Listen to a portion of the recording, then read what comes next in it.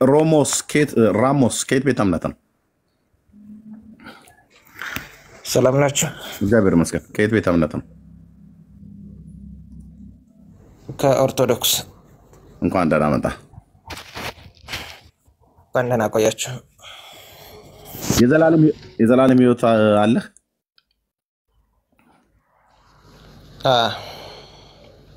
በምን አገኘህ? በእምነት ወይስ በስራ? በሁለቱም። መቼ ነው ያገኘኸው? መቼ ነው ያገኘኸው?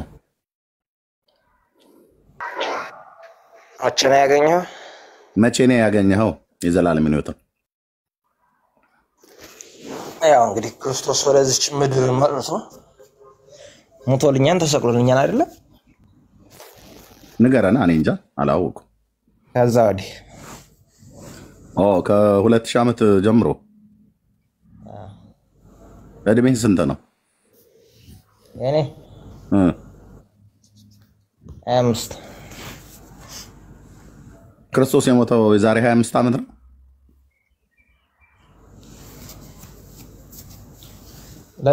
ለእኔ ብቻ ብሎ ሳይሆን ክርስቶስ የመጣው ለሰው ልጅ በሙሉ ነው እኮ። አንተ መቼ ነው የዳንከው ነው ብዬ የምልህ።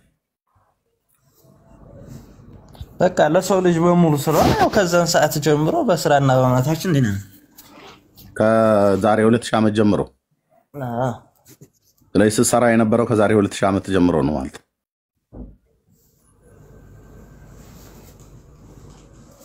ከኔ በፊት ያሉት ትውልዶች እየሰሩ ነው የሚቀርበው። በይ ማንን ያው ላንቺ አለው እዛው ጫርሽ የሌሎቹን ነው የሚናገረው። አይ ጫርሱ እዛው ዳጊ አንተና ማንን እየተቀባበላችሁ ጨርሱ። እኔ ምን ጨርሰዋለሁ? እንደጀመርክ ጨርሰው ዘው እድሜው 25 ስራ መስራት የጀመረው የዛሬ 2000 ዓመት ጀምሮ። ኦፕሬሽን ማቋረጥ እኮ በህግ ያስቀጣል። ኦይ ጎodness ምስኪን አይ ህዝቤ። እድሜ ስንት ነው? 25 መልካም ስራ መስራት የጀመርኩ መቼ ነው? ከ2000 ዓመት ጀምሮ። ታስተምረኝ ነው ልስቅብኝ ያስገባኝ? ራስን አስገቡኝ አልከው እንዴ? አንተ ራሱ እያናገጥክ አሳምነኝ ወደ እምነት ልትወስደኝ ከሆነ በስነ ስርዓት ልታስተምረኝ ይገባል እንጂ ልትስቅ ወይ የምታሾፍብኝ አይደለም። አንተ ነው ያሾፍክብኝ ያለው። እድሜ ስንት ነው ብዬ ምግባር ይጎደለህ ነው ልልህ ነው አረን ማናንም አንተም ሁለታችሁ ንግግር እኮ ነው። ቆይ እድሜ 25 አልክ። መቼ ነው መስራት የጀመርከው? ከ2000 ዓመት አልክ። እንዳያስቅም እንዳንተ እኮ ነው ንግግር አማርኛ ምንም ይሁን እናንተ ተቀበላችሁ። አይ ነው ስተት ነው እንደዚህ። ቆይ 25 ዓመቴ ነው ብለህ ቆይ አንዴ ራሙስ አንዴ ልንማማር ነው። እሱማ ልንማማር ነው የገባ ነው። አስገቡኝ አልከም ማር ነው እንጂ አሳቀሽ ልታስወጭኝ አይደለም። እኔ አልመሽ አሳቀቅኩ። አንተ እኮ ነው ያሳቀከን እኮ። አሁን አንተ ነው ያሳቀከን እኮ አንተን እንጂ እኛ አይደለንም። ምንድነው ያልከው? እድሜ 25 ዓመት ስራ መቼ መስራት ጀመርክ ስትባል ከ2000 ዓመት አልክ። እንዴ አሁን እኛ ተሳቀቀ አልወጣኝም። እኔ አላልኩም። እንደዚህ ተማርኛ ኢየሱስ ጀምሮ ነው የሰራውት አላልክም እንዴ? ኢየሱስ ክርስቶስ የመጣው እኮ ለኔ ብቻ አይደለም አይደል? አንተ ያመንከኛ መቼ እሱ ጠፋናል እኮ ለኔ ብቻ አይደለም እንዴ? ተከለ ለሰው ልጅ ነው አይደል? ቆይ እኛ አልጠፋንም እኮ እሱ ይኸው ኢየሱስ አንተ መቼ ነው የዘላለም ሕይወት አለህ ሲልህ፣ አዎ መቼ ሲልህ ምንድነው የመለስክለት? እስኪ መልስ። ኢየሱስ ክርስቶስ ከመጣ ጀምሮ አልክ። እድሜ ስንት ነው ብሎ ሲጠይቅህ 25 አልክ። ታዲያ አሁን 28 እና 2000 ልበረታ እና ያን ጊዜ እድሜ 25 ነው። ያን ጊዜ ነው የዘላለም ሕይወት ያገኘው ነበርክ። ያን ከገባሽ የሰው ልጅ በሙሉ ብሏል። በቃ ለሰው ልጅ በሙሉ መጥቶ ነው አይደል እንዴ? እኛ እንድንጸድቅ እኛ ከሲኦል እንወጣ ያደረገ። ጥያቄው አልገባም። ወንድሞች ቆይ አንተ የዘላለም ሕይወት ያገኘበትን ቀን መቼ ነው ስትባል በዚህ ቀን ነው ምን ስትል ተናገር። ቀኑን ኤግዛክትሊ ቀኑን አምኜ ነው እንደዚህ ወንጌል ሰምቼ ነው ወይ በዚህ በኩል ነው የዳንኩት በዚህ ብለህ ተናገር። ኤግዛክትሊ ቀኑን። እድሜ 25 ዓመት መቼ ነው ስጠይቅ ኢየሱስ ከመጣ ጀምሮ ትላለህ እንዴ? ኢየሱስ ክርስቶስ ለሰው ልጆች ከመጣ ለሰው ልጆች ማን ነው የመጣው? እሱን እናውቃለን። ስለዚህ መቼ ነው ያገኘው የዘላለም ሕይወት? ቆይ መቼ ነው ያገኘው የዘላለም ሕይወት? እንዴት አገኘ? አሁንም እኮ ጥያቄሽ ግልጽ አይደለም። እንግዲህ የዘላለም ሕይወት እንድናገኝ ክርስቶስ ራሱ መጥቶ ሞቶልን ተሰቅሎልናል አይደለም እንዴ? እኮ ታዲያ ይሄንን መቼ ያገኘው ነው? ወይ ካልገባህ ልጠይቅ በቃ አልገባኝም። በቃ ንገሩኝ። አልገባኝም። እሺ አይው የዘላለም ሕይወት ኢየሱስ ክርስቶስማ መጣ ከ2000 ዓመት በፊት መጥቶ ሄዶ ሞቶልን ሄዷል። ዋጋችንን ከፍሎልን ሄዷል። አለቀ።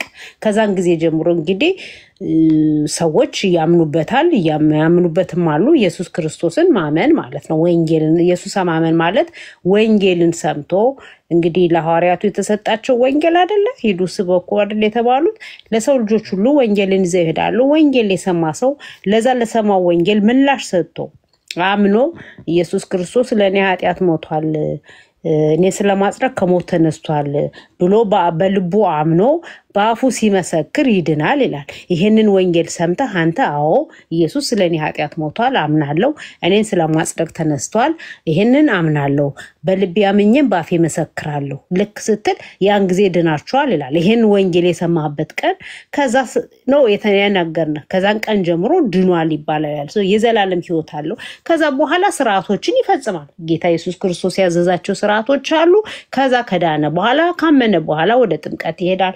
ከዛ ከቤተክርስቲያን አካል የሆነ ደቀ መዝሙር ይማራል።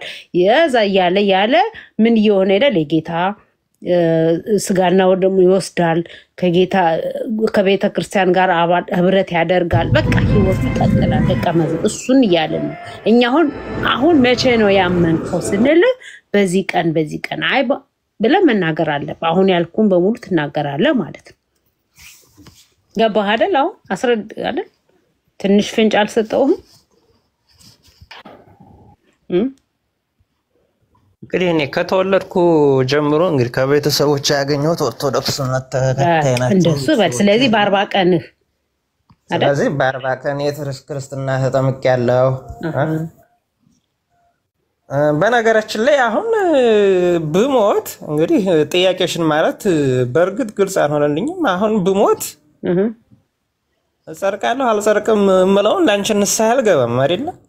እዚህ ሚዲያ ላይ ንስሐ አልገባም። ግን እርግጠኛ ሆነ ነው መሄድ ያለበት። የሚያድነኝ ስራዬ ነው፣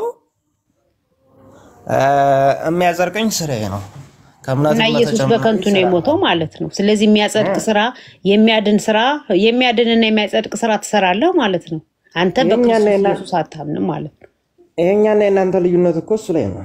ቆይ የሚያጸድቅ የኛንተውና የሚያጸድቅ ስራ ቆይ የዘላለም ሕይወት የሚያስገኝ ስራን እሰራለሁ አልክ። የሚያጸድቀኝም ስራዬ ነው፣ የዘላለም ሕይወት የሚያስገኝ ስራዬ ነው አልክ። ስለዚህ አንተ በክርስቶስ ኢየሱስ ለአንተ ኃጢአት አልሞተም ማለት ነው።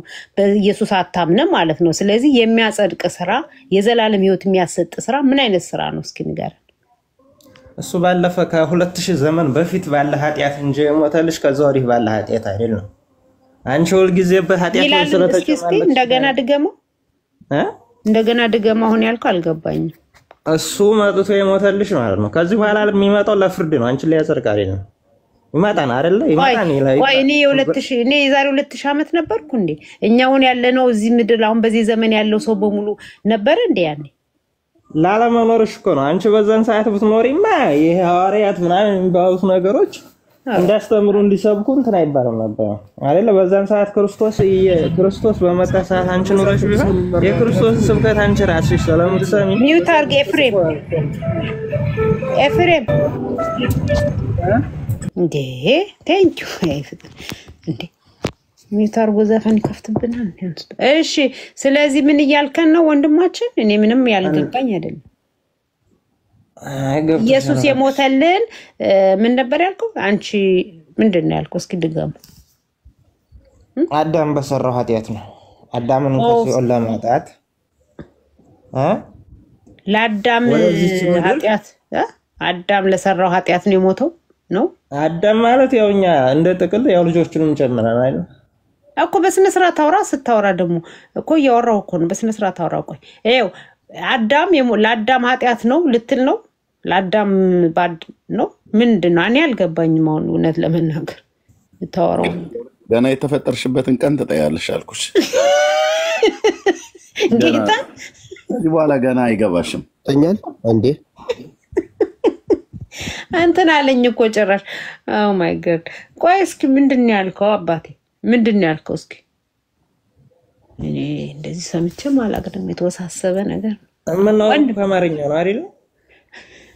አማርኛውማ ነው እኮ ያልገባኝ። ታዲያ ወንድሜ የአማርኛው እኮ ሳይሆን የአማርኛው አንቺ የምትፈልጊውን እንድነግርሽ ነው። አንቺ ነው ጠብቀሽ ነው እኔ አላልኩም። ምን ያል ያንተን እኮ ነው የጠየኩህ። ይኸውልህ አንተ አሁን ያልከው እኔ እስቲ ድገምልኝ። ለመድገም ሞከርኩኝ ግን አንከንት ድገምልኝ እስኪ ያልከኝ እኔ አልገባኝ። ማንኛውን ልድገምልሽ? አሁን አንተ በቃ ኢየሱስ ክርስቶስ አያስፈልገኝም እያልክ ነው ባጭሩ። ያን ጊዜ የሞተልኝ ለአዳም ማንነቴ ነው እንጂ አሁን ላለው ነገር አያስፈልገኝም በስራዬ ነው ያልከው አይደል? አይ ቲንክ እንደዛ አልወጣኝ አላልክም? እንዴው በስራዬ ነው የምጸድቀው የዘላለም ህይወቱ በስራዬ ነው አልክ። የሞተልን ኢየሱስ እኮ ለአዳም ማንነታችን ነው ያልከው። ለአዳም ኃጢአታችን ማለት ያው በአዳም ያው የአዳም ማንነት ልጠይቅሽ ኃጢአት ሰርተሽ ጸድቃለሁ ብለሽ ነው የምታስበው? እኔን አልተጠይቀኝ። አሁን ያንተን ጥያቄ ጠይቅሽ ያለው ግጥም ማድረግ አንቺ ብቻ ማን ጥያቄ ያደረግሽ? አረፍ ቆይ መልስልኝ። ትጠይቀኛል ችግር የለውም ጠይቀኛል። ግን አንተውን የዘላለም የሚወት ጽድቅም ማገኘው በስራዬ ነው አልክ። ስለዚህ በስራ ምን አይነት የሚያጸድቅ ስራ ነው ያለ? የዘላለም ህይወት የሚያሰጥቅ ስራ አንዱን ንገረን እስኪ ነው የኔ ጥያቄ። እኔ ግን በነገራችን በስራ ብቻ አላልኩም። እሺ በማመን ደግሞ ቀየርከው አይደለም? ከመጀመሪያውም ጀምሮ በእምነትሽ ማመንም አለብሽ ስራ መስራትም አለብሽ። እሺ ማንን ምን ብለን ያመንከውሽ? ምን አይነት ስራ ከተባልሽ እምነቱን ከእምነቱ ጀምር። ምን አይነት ነው እምነት ያመንከው? በማን ነው? እንዴት አመንክ? መቼ ሳመንክ? ቅድም የጠየኩት ጥያቄ እሱ ነበር። መቼ ስልህ 2000 ዓመት ብለህ ሄድክ። አሁን አንተውን ቅድም ተናግራላ በ40 ቀን ነው እኔ ከቤተሰቤን ወረስኩት ብለሃል። ኦኬ በ40 ቀን የምታውቀው ነገር ነበር ለማመን? እሱን እኮ መለስኩልሽ። አላቅም ብለሃል። ኦኬ ስለዚህ እምነትን አትክተታው እዚህ ውስጥ። አሁን አንተ በ40 ቀን የማውቀው ነገር ስለሌለ ብለሃል እምነትን አትክተታው። ስለዚህ በስራ ብቻ ነው። አንቺ ጴንጤ የሆንሽው በልጅነትሽ ስለምታውቂ ነው እንደ ኢየሱስ ክርስቶስ ስለምታውቂ? እኔ በደንብ ወንጌል ተሰብኮልኝ የ80 ቀን ጥምቀቴማ አለቀ እኮ። ያምነቴንማ የለም ሳላቅ ነው ወስዳ እናት ያስጠመቀችኝ አላቅም። እኔ ግን ጴንጤስ ሆን ግን ወንጌልን ሰብከውልኝ አስተምረውኝ አምኜ በልቤ አምኜ በአፌ መስክሬ እውነት ነው ኢየሱስ ክርስቶስ ለኃጢአቴ ሞቷል እኔን ስለማጽደቅ ተነስቷል በልቤ አምናለሁ በአፌ መሰክራለሁ ብዬ ንስሐ ገብቼ ቃል ገብቼ በቃ እሱ እንደዚህ ነው። መቼ እድሜ ብትለኝ ትልቅ ሆኜ ማለት እና እኛ ክርስቲያኖች ኢየሱስ ክርስቶስን አንወደውም ማለት ነው። አሁን ወደድኩ እኮ አይደለም ለጠየቀኝ አመንኩ። እናንተማ አንቺ ለምሳሌ ኦርቶዶክስ ነበርሽ ወደ ጴንጤነት የወሰደሽ ምንድነው? ለምሳሌ ያንተ ጥያቄ ይቅር አንተ ያንተ የጠየቁን ጥያቄ አትመልስም? እኔ እኮ መለስኩልሽ። ሁለቱም መለስ በስራ ነው የምጸድቀው የዘላለም ህይወት የሚኖረኝ በስራዬ ነው መልካም ስራ ሰርችን አልክ። ቅድም እምነቱን ተይው አልከኝ። ኦኬ ብዬ እምነቱን ተውኩልህ። ስለዚህ የሚያጸድቀው ስራ ነው እምነቱን ተይው ብዬሻለሁ አልክ እኮ። ምንም ያላቅም በ40 ቀን ነው ምንም እሱ አላቅም እኮ አልከኝ። አጣጣሚያ እኔ እምነቱን ተይው አላልኩሽም እኮ። እምነት ያልሽውን ተይው መቼ አመንክ ስልህ እኔማ በህፃንነቴ ነው ስለዚህ አላቅም የዛን ስልህ ተይው አልከኝ። ታዲያ ምን ልበል እና እንቀጥል? እምነቱን መቼ ነው ያመንክ ብዬ ጠይቃለሁ። ደግሞ መቼ? እሺ ስሚ ልንገርሽ። አሁን እና ይሄ 10ቱ ትእዛዛት ወንጌል የሚባለው አለ። ወደ 10ቱ ትእዛዝ ሄድክ እኮ። ስራ እኮ ከነሱ ጋር ይያዛል። ስራም እምነትም ያድናም ቢሻለው አይደለ? እና 10ቱ ትእዛዝ አለ የተሰጠ ፈጽም ተብለህ 10ቱ ትእዛዝን ትፈጽማለህ አንተ ትሰራለህ። እግዚአብሔር እሱ ላይ ነው። እሱ አሁን ቀድም ምን ብዬሻለሁ? አሁን እዚህ ላይ እኔ እጸድቃለሁ አልጸድቅም ብዬ አልነግርሽም። የሚያወጣኝ ስራዬ ነው የሚያድነኝ ስራዬ ነው ያልኩሽ እዚህ ላይ ነው። ክርስቶስ ከዚህ በኋላ ፈራጅ ነው። ማውቶ አንቺ ላንቺ ማውቶ አንዴ ሞቶልሻን ከዚህ በኋላ ይሄን ስራ ስሩ ይሄን አትስሩ ብሎ ሄዷል። ቆይ ኢየሱስ መስቀል ላይ ሆኖ ተፈጸመ ሲል ተፈጸመ ነው በቃ አለቀ። ደህንነታችን ተረጋግጧል። አይ አለ ቆይ ኢየሱስ ሲሞት አይ ላለፈው ኃጢያታችሁ ከዚህ በኋላ አሁን የምሞተው ላለፈው ኃጢያታችሁ ነው ተፈጽሟል። ከዚህ በኋላ በሕይወት ስትኖሩ እየሰራችሁ ነው በራሳችሁ ነው የምትጸድቁ ነው ያለው ወይስ ተፈጸመ አለ? ይቀራል ብሎ ሞቷል? የሚቀር አለ እናንተ የምትጨርሱት ስራ አለ እኔ እስካሁን የሞትኩላችሁ የምሞትላችሁ ለአዳም ማንነታችሁ በአዳም ምክንያት በመጣባችሁ ኃጢአት ነው ብሏል ባንደበቱ በትክክል ይበትክክል አሳየኝ ብሏል አው ልክ ነው በትክክል መጽሐፈ ባልቴት ምዕራፍ ነበር ምዕራፍ አንተ ደግሞ ምዕራፍ አይደለም ምዕራፍ 24 ነው 26 ላይ መጽሐፈ ባልቴት ላይ ማለት ነው ብሏል ጥያቄ ልጠይቀው እንደ እርሚ ቆይ ቤታ ይዟታል በጣም ወጥሮ ነው ያዛት በትክክል ብሏል እኔም እኮ ምስክርነት እየሰጠው አይ ቲንክ መጽሐፈ ባልቴት ምዕራፍ 24 ላይ በተሰለኝ እንደዛም ሳይድ ጻፈ ኮሜዲያን ግሩፕ ነው እንደመጣው አንተ ጋጥሉ ከሷ ጋር እሺ አሁን ጥቅስ ስጠኝ አሁን ለጠቀስከው አሁን ለተናገርከው ብሏል ያብላል መጽሐፍ ቅዱሳዊ ማስረጃ አምጣ ከየትኛው መጽሐፍ ቅዱስ ቢሆን አምጣ ከየትኛው ያለበት ራሞስ አንቺ አላለም ያልሽበትን እስኪ ጥቅስ አሳይኝና ነው እናንተ መጣጣ አዙረ ወደ እኔ ጠይቅሻለሁ ግጥም አድርጊ እኔማ ግጥም አድርገህ ትጠይቀኛለህ እንዴ አላለም እኔ እኮ እንደዚህ አላልኩማ ሲጀመር ስለዚህ አንተ አሳየኝና ምኑን ነው ማሳይ ስራ ችግር የለውም ብሰራ አይደለም አሁን ኢየሱስ ክርስቶስ አይደለም በቃ እንደዚህ እናድርገው ወገኖች እናንተ ሁለታችሁ በውስጥ ተደዋወሉ እኛ እዚህ ሌላ ስራ እንስራበት ቤቱ ኦኬ እናንተ በውስጥ ተደዋወሉ ይሻላል ኤርሚ እዴ ኦ ማይ ጋድ ግጥም አርጓላ ብላ ካልክ በኋላ አሳይን አንጣ ጥቅስ አንቺ አሳይን ትላለህ እንዴ ይመች ኮሜዲያን እናንተ ዝም ብላችሁ ለሆድ የሚመቻችሁን አይነት እምነት አይደለም የምትመርጡት አራ ያንተ የነፍሱን እንኳን ነገርከንም ለምን ነግርሻለሁ አንቺ ለኔ ነፍስ አይ ግነስ የነፍሱን መች ነገርከ እሺ ንገረን የነፍሱን እኛ የሆድ ነው እግዚኦ በል ወንድማችን ሚውት አድርጎ በቃ ሚውት አድርግና ቁጭ ለስ ተማር በቃ አንተው መጽሐፍ ቅዱስ አንብብ ከምር መጽሐፍ ቅዱስ አንብብ በቃ ሚውት አድርጎ ራሞስ እሺ ፋይ ተባረክ ሚውት አድርጎ ራሞስ ሚውት አድርግ ፕሊዝ ቴንክ ዩ ሙሉ ግን ቆየ ብለይ ከላይ ወንድም ኦርቶዶክስ ወንድም ነውና እሱ ይቀድማል ከየት ቤት አስገቢ ስላልክ ቤት እምነት ከየት ነው ኦርቶዶክስ ነኝ እኔ ኦኬ እሺ ግን ወንድም አለ ከላይ የሚቀድም እሺ ኦኬ ይበለን ብዙ ጊዜ ስለገባም ያወራልም ለነገሩ አው ቀደም ማውርተናል ቢካቢት ኦኬ እሺ ሙሉ እንኳን ደህና መጣ አሜን እንኳን ደህና ቆያችሁ እሺ የዘላለም ህይወት አለ አዎ አለኝ እንዴት አገኘ መቼ አገኘ የዘላለም ህይወት የዘላለም ህይወት ያገኘሁት ያው በ40 ቀን ስጠመቅ ከጌታዬ ከኢየሱስ ክርስቶስ ሁለተኛ ልደት ወይ ደግሞ ዳግም መወለድን ሳገኘ ነው ስትጠመቅ በ40 ቀን ማለት ነው ምን ሰምተህ ምን አምነህ ተጠምሰማ እንግዲህ መጽሐፉ የሚለው ነገር ስላለ ማለት ነው ከውሃና ከመንፈስ ካልተወለዳችሁ የዘላለም ህይወት አታገኙም በሚለው ቃል መሰረት ከውሃ ተወልጃለሁ ቆይቼ ደግሞ በመንፈስ ቅዱስ ሳድግ 15 16 እና ያወቅኩኝ ከመጣሁ በኋላ ጌታዬ ኢየሱስ ክርስቶስ በደንብ ካወቅኩት በኋላ መዳኔን አረጋግጥኩኝ ማለት ነው እስቲ አምጣው እንደሱ አይነት ጥቅስ እስኪ አምጣ ከውሃና ከመንፈስ በ40 ቀን የምትወለዱ የሚለውን እስኪ ጥቅሱን አምጣው ወንድማችን ከቻልክ ያ በዚህ ጊዜ በ30 አመትም የሚል የለም በ40 ቀንም የሚል የለም ይሄ የቤተክርስቲያን ስርዓት ነው የተለያዩ ዲኖሚኔሽኖች የሚጠቀሙት ቅድም ምናልክ በ40 ቀን ነው መቼ በዋና መንፈስ ተወለዱ ብሏል ስትላው መቼ ስለ በ40 ቀን እንደዛ አላልኩም እኮ እኔ በ40 ቀን ነው ተወለድኩ ታላልክ አኮ እኔ በ40 ቀን ነው ያልኩኝ ነገር ግን ከመንፈስ ካልተወለዳችሁ የሚለው ቃሉ ከውሃና ከመንፈስ ቅዱስ ካልተወለዳችሁ የሚለው ቃሉ ግን መጽሐፍ ቅዱስ ላይ አለ እኔ ደግሞ ያ ቃል ተጠቅሜ በወላጆቼ ስለገባቸው ስለተረዱት በ40 ቀን እንድወለድ አድርገውኛል ነው ያልኩኝ እንጂ በ40 ቀን የሚል መጽሐፍ ቅዱስ ውስጥ የለም 30 አመት የሚልም በመጽሐፍ ቅዱስ ውስጥ የለም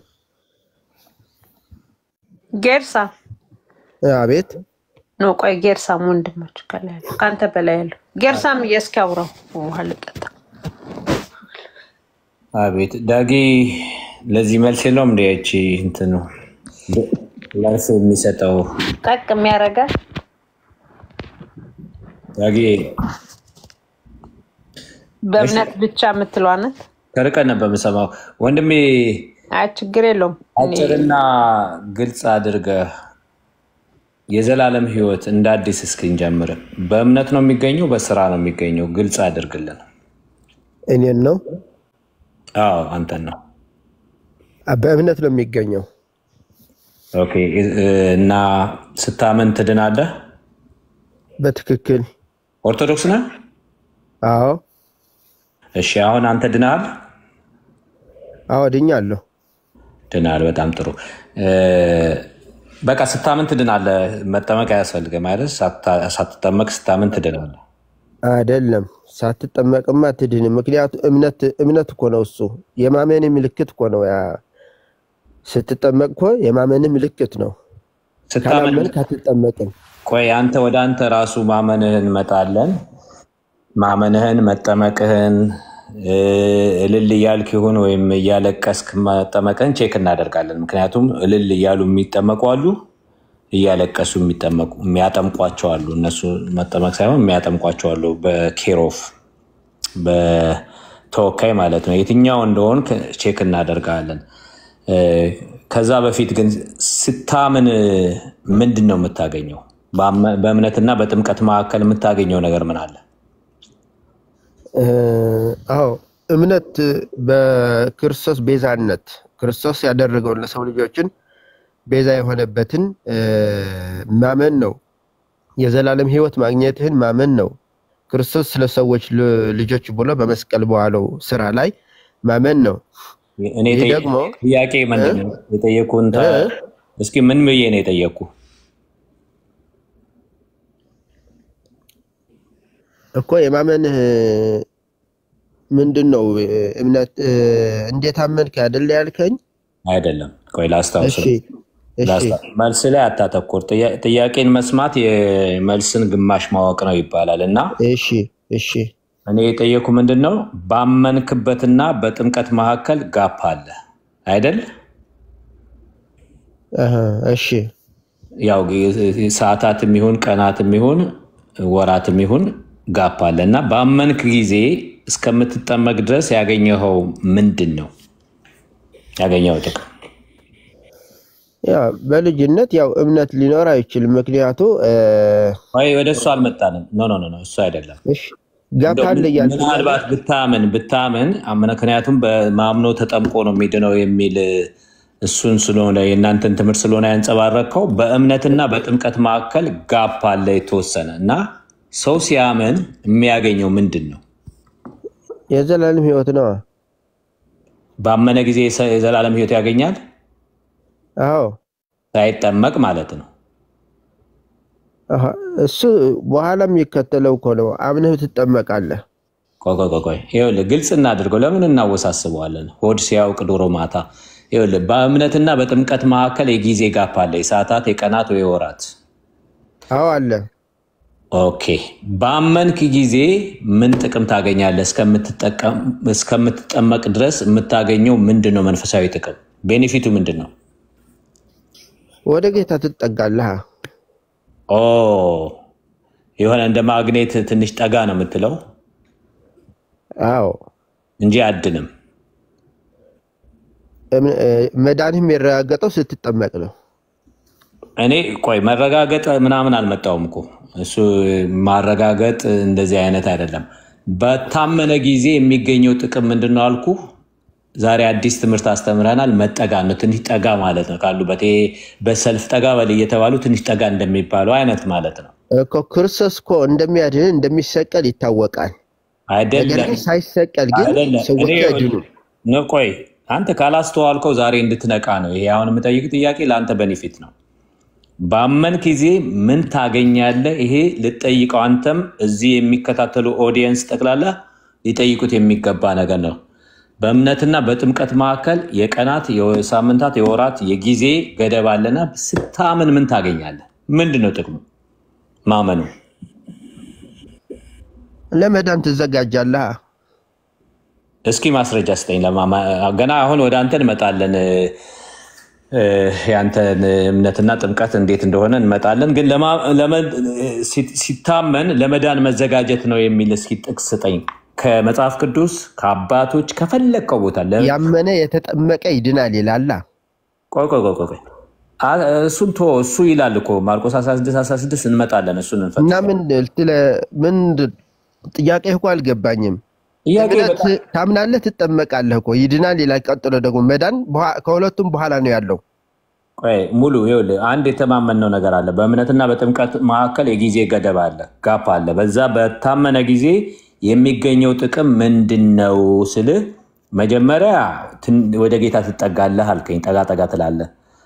አሁን ደግሞ ሁለተኛ ምንድን ነበር ያለኝ? ረሳሁት። አዲስ ነገር ብሎኝ ነበረ። ምንድን ነበር ያለኝ ነው? ጻፉልኝ እስኪ። አሁን የሁለተኛው የሆነ ነገር ብለኸኝ ነበር፣ ረሳሁት እባክህ። ያመነ የተጠመቀ ነው ያልኩህ። እምነት አለ፣ ጥምቀት አለ። መጀመሪያ ወደ ጌታ ትጠጋለህ ነበር። አሁን ደግሞ ከአባቶች ወይ ከምናምን አምጣልኝ ያልኩህ አንዴ ረሳሁት አለ። እባክህ አስረሳኸኝ እኮ ወንድሜ።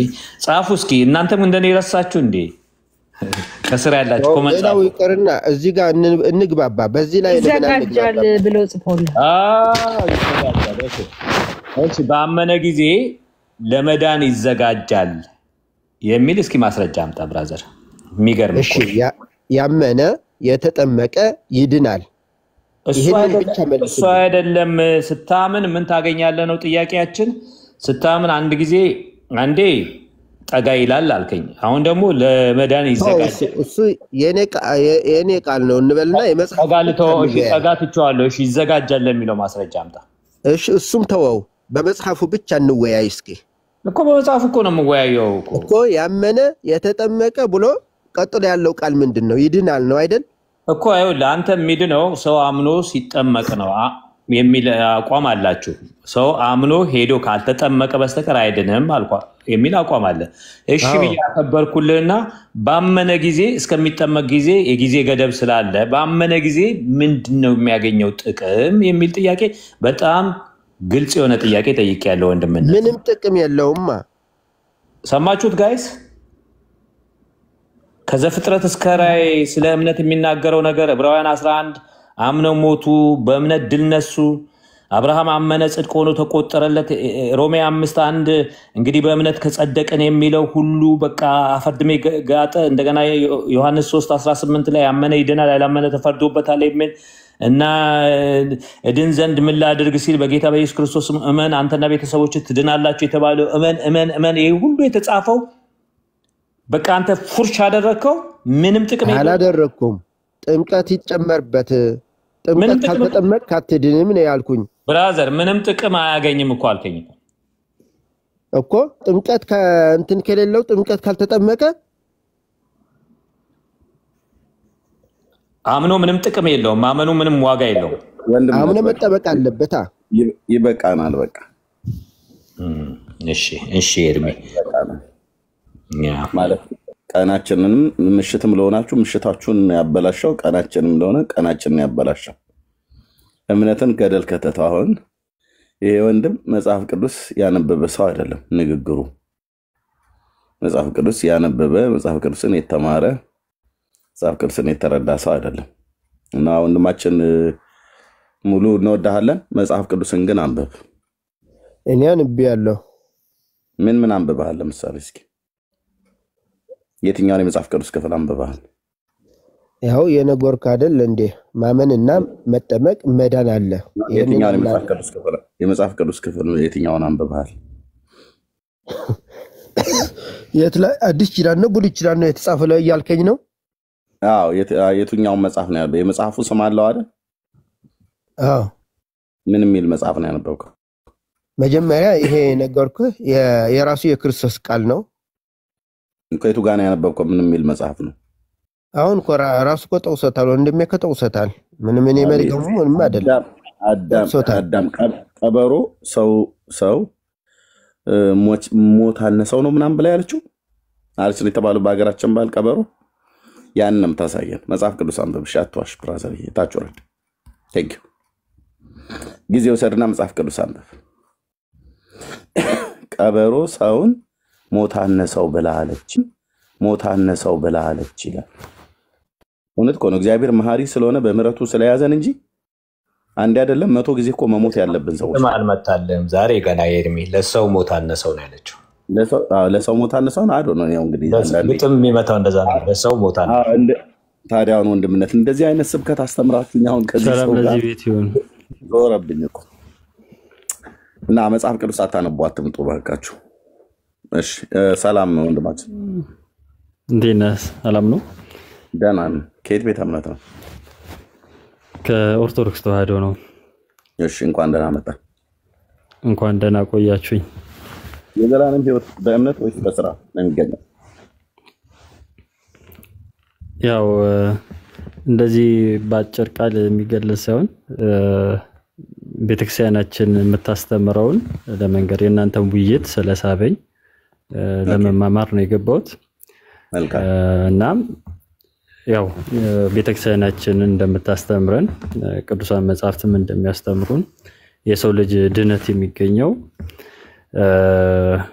በማመን ብሎም በመጠመቅ እንዲሁም የቤተክርስቲያን ምስጢራትን በመፈጸምና መልካም ምግባራቶችን እግዚአብሔር የሰጠውን ትእዛዞችን በመጠበቅ ድህነት እንደሚፈጸም ታስተምራለች። በዚህም ድህነት የሚገኘው በሶስት መንገድ ሲሆን አንደኛው ድህነትን አግኝተናል ብለን እናምናለን። እሱም ምንድነው?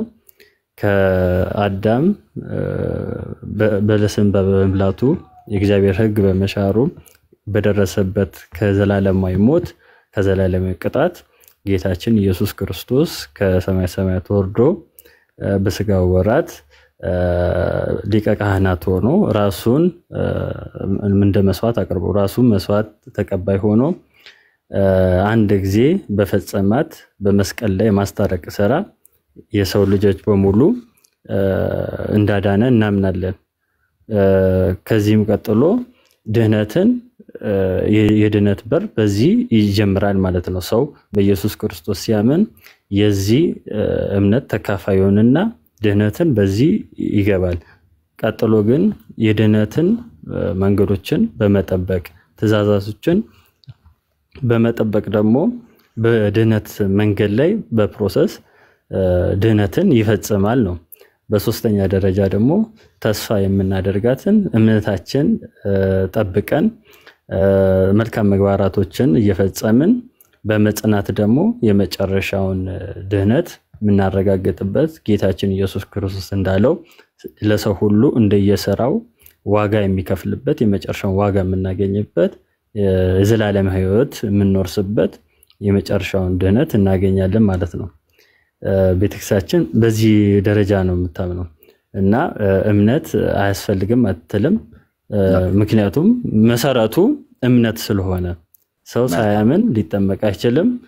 ሰው ሳያምን መልካም ምግባር ሊሰራ ስለማይችል መልካም ስራ እንኳን ቢሰራ ሳያምን ካደረገው ስራው ከንቱ ስለሆነ ስለዚህ ማመን ለሁሉ ነገር መሰረት እንደሆነ ታስተምራለች። ሰው ለዘም ነው አንድ ሰው ከሌላ እምነትም ሲመጣ ነው ቆይ ሌላ ቤተ እምነቱን ነው እናንተ የኦርቶዶክሳውያን እናረጋው ማለት ነው። እሺ ጥሩ። አሁን እንግዲህ ኳስ በመሬት የሚባል ጫወታ ጋር አይደል? አሁን በመሬት እናረጋውና ይሄኛውን በጠቅላላ እውቀት መግቢያነት ከነገርከን ኦኬ፣ በኦርቶዶክስ መዳን ፕሮሲጀር ቅድመ ተከተል እንደዚህ ነው እያልከን ነው። ኦኬ አሁን በነገርከን መሰረት አንተ ድነሃል፣ እየዳንክ ነው፣ ወደፊትም ትድናለህ አይደል? አዎ። አሁን እየዳንክና ወደፊት የምትድነውን አናወራም። ከዚህ በፊት የዳንክበትን መሰረቱን እናወራለን። ያው አበው እንዳሉት ነገር ከስሩ አይደል ብለው የሚሉት ከስሩ እንጀምርና ድነሃል አይደል? እንዳልኩ ነው የዳንኩት ከአዳም በማመኔ ምክንያት። እኔ ከምንድን ነው የዳንኩ አላልኩም። አንተ ድነሃል ወይ ነው ያልኩት እኮ። ከምን እንደሆነ ምን ከጉንፋን ነው ከምንድን ነው እሱ ማብራራት ይጠበቅብናል። ስለዚህ ኤችአይቪ ከሌላ አላልኩም ያልኩት ድነሃል ወይ እሱ መናገር ስላለብን ነው። መዳን ሲባል ብዙ አይነት ትርጉሞች ስላሉ ወንድምዬ፣ ቅድም ስለ አዳም አብራርተህ አውርተህ ያን ሁሉ አሁን ከኮቪድ ነው ወይስ ኤችአይቪ ነው? ቀደም እኮ አብራራው ከአዳም መሆኑን ነገርከን። በቃ አሁን ድነሃል አንተ። ድኛለሁ፣ በመደነ መንገድ ላይ ነኝ፣ እድናለሁ። ይሄንን ነው ቤተክርስቲያን ታስተምረው። እሱ ነገርከን። አሁን እየዳንክበት ያለውንና ፕሮሰስ ላይ መሆንንና ደግሞ ወደፊት የምድንበትን እሱም በኋላ እናወራለን። የኃላፊ ጊዜ የሆነውን የመጀመሪያው መሰረት ድነሃል ወይ? አዎ፣ ከጥንት አብሶ ከአዳም እርግማን ከዛ ድኛለሁ። ነገር ግን በቃ እሱኛውን የፈለጉት ኦኬ፣ ድነሃል። ቴንክ ዩ። ያንን ድነት ስድን በስራ ነው የዳንከው ወይስ በእምነት ነው? እንዳልኩ በቅዱስ ጳውሎስም እንዳስተማረን ያንን ማንም በስራው እንዳይመስለው ብሎ ቅዱስ ጳውሎስ እንዳስተማረ ያንን በጸጋው እንዲሁ እግዚአብሔር በጸጋው ያንን ከአዳም እርግማን ማለት ነው። ማንም በስራው አይደለም፣ ማንም መስዋዕትን ስላቀረበ ወይም ጽድቅ ስለሰራ ሳይሆን በጸጋው ከዛ ድነት አግኝተናል። ነገር ግን የዘላለም ህይወትን ለማግኘት ግን የሚፈጸሙ ስርዓቶች አሉ። የተለማመጠን ነው። አሁን መሰረቱ ላይ ነው የምናወራው። አሁን ደግሞ ፕሮሰስ ላይ ያለውን በኋላ እናወራለን። ከዛ ተፈጻሚው ላይ ያለውን እናወራለን እኮ ወንድሜ። በሶስት አረከፍ ላይ ነገርከኝ። አሁን የመጀመሪያው ሐሳብ ላይ ነው የምናወራው፣ የመጀመሪያው ላይ። አሁን ደግሞ ፕሮሰስ ላይ ነው፣ በሂደት ላይ ነው ያለው። ከዛ ደግሞ ፍጻሜው ላይ ያለውን ደግሞ በኋላ ትነግረኛለህ። የዘላለም ህይወት ግን አግኝቻለሁ አረጋግጫለሁ ማለት አይደለም። ድኛለሁ ማለት ድኛለሁ ያልኩት ያንን እንደሆነ አስምሩበት። ኦኬ፣ ድኛለሁ ብለህ ስትለኝ የዘላለም ህይወት አይደለም ያገኘው ማለት ነው። የዘላለም ህይወትን ማገኘው ማረጋግጠው እሱም ዋጋ የሚሰጠኝ ራሱ ጌታችን ኢየሱስ ክርስቶስ እንደተናገረ ራሱ ነው። የዘላለም ህይወትን የሚሰጥ ዋጋ የሚሰጥ ይሄኛውን ድነት ድኛለሁ ብለህ የምትለውን ማን ይሰጣል? ይሄንን እግዚአብሔር እንዲሁ ለዓለም ሁሉ በሱ በልጁ በኢየሱስ ክርስቶስ ለሚያምን ሁሉ የድነት እንደተፈጸመ ለሚያምን ሁሉ በጸጋው እግዚአብሔር በቸርነቱ ከዛ አዳም እርግማን ጥፋት አድኖታል። ኦኬ፣ ገባኝ። ስለዚህ አንተ አሁን ይሄን ያብሶ ገባኝ ወንድሜ። የኃላፊውን ድነት ያገኘኸው በስራ ሳይሆን በጸጋው ነው ማለት ነው። የኃላፊው ድነት ማንም በስራው አላገኘም። ያንን ያገኘነው እንዲሁ በጸጋው። ማንም ብለህ የማውራት ሱስ ካለብህ በደንብ ታወራለህ፣ እሰጥሃለሁ። ቅድም እንደሰማው ማለት ነው። የጠየኩህ ለምን ባጭር አትመልስልኝም? የኃላፊ ጊዜውን ድነት ያገኘው ባጭር የሚመለስ ጥያቄ አይደለም። ስትጠይቀን ችግር የለውም። እታች ወረድልን። በቃ ቴንኪው። ምንም የምትናገረውንም ራሱ ማለት እንግዲህ ነገር ግን ምናምን ነገር ብለህ ነው የምትቀጥለው። እኔ ባጭር ቅድም ሰማሁ አይደለ? አስቀምጥክልኝ በደረጃ ድኛለሁ፣ እየዳንኩ ነው፣ እድናለሁ አልከኝ። ኦኬ፣ እየዳንኩ ነው ብለህ የምትለው የፕሮሰሱና እድናለሁ ብለህ የምትለውን ፍጻሜ ላይ ያለውን በኋላ ጠይቃለሁ። አሁን ድኛለሁ ብለህ ያልክበትን እሱኛውን ድነት እናውራ ብዬ ስልህ አንድ ቃል ስነግርህ አንተ ነገር ግን ለምሳሌ ስለዚህ ከዚያም በኋላ ምናምን ነገር ብለህ ትቀጥላለህ። በአጭር ንገረኝና ህዝቡም እንዳይሰላች እናውራ አልኩ። ካልሆነ ግን ጊዜን ዌስት እያደረክብኝ ነው። የምትናገረው ነገር ራሱ እንኳን በአግባብ አሰላችኋችሁ ይቅርታ። ግን ያው ለመመለስ እንደዛ ካልሆነ አጠር አድርገህ ቅድም እኮ በደንብ ሰምቻለሁ። በደንብ መሰረትን በደንብ አደላድለህ ስትነግረን ጸጥ ብዬ ያለማቋረጥ ሰምቻለሁ። እና አጥር አድርገው እንጂ ነገር ግን ስለዚህ ከዚያ በኋላ ምናምን ነገር ብለህ ከጨመርክበት ነገሮች ይራራቃሉ ማለት ነው። ኦኬ፣ ስለዚህ አሁን ምንድነው የጠየቁ? የመጀመሪያውን ድህነት ድኛለሁ ብለህ ያልከውን የዘላለም ሕይወት ማግኘት አይደለም። እሱኛውን ድህነት እግዚአብሔር ነው ያዳነኝ አልክ። ኦኬ፣ በምንድን ነው ያዳነህ? በስራ ነው ወይ በጸጋ ብዬ ስልህ በጸጋ ነው ያልከኝ። የቅዱስ ጳውሎስን መልእክት እንደውም ለመጥቀስ ሞክረሃል። ኦኬ፣ በጸጋ ነው የዳንከው። ጸጋው ላንተ በስራ ነው ያዳነህ? ጸጋው በስራ ነው ወይ ጸጋው በእምነት ነው ያዳነህ? ከጥንት አብሶ የዳን ነው በጸጋው ነው። ጸጋው ለአንተ እንዴት አዳነህ? በእግዚአብሔር እንዴት አዳነህ? ልክ ነው። በጸጋው ነው እንዴት አዳነህ? አዎ፣ እሺ፣ ለአብራር አይደለ? አዎ፣ ጸጋው እንዴት አዳነህ?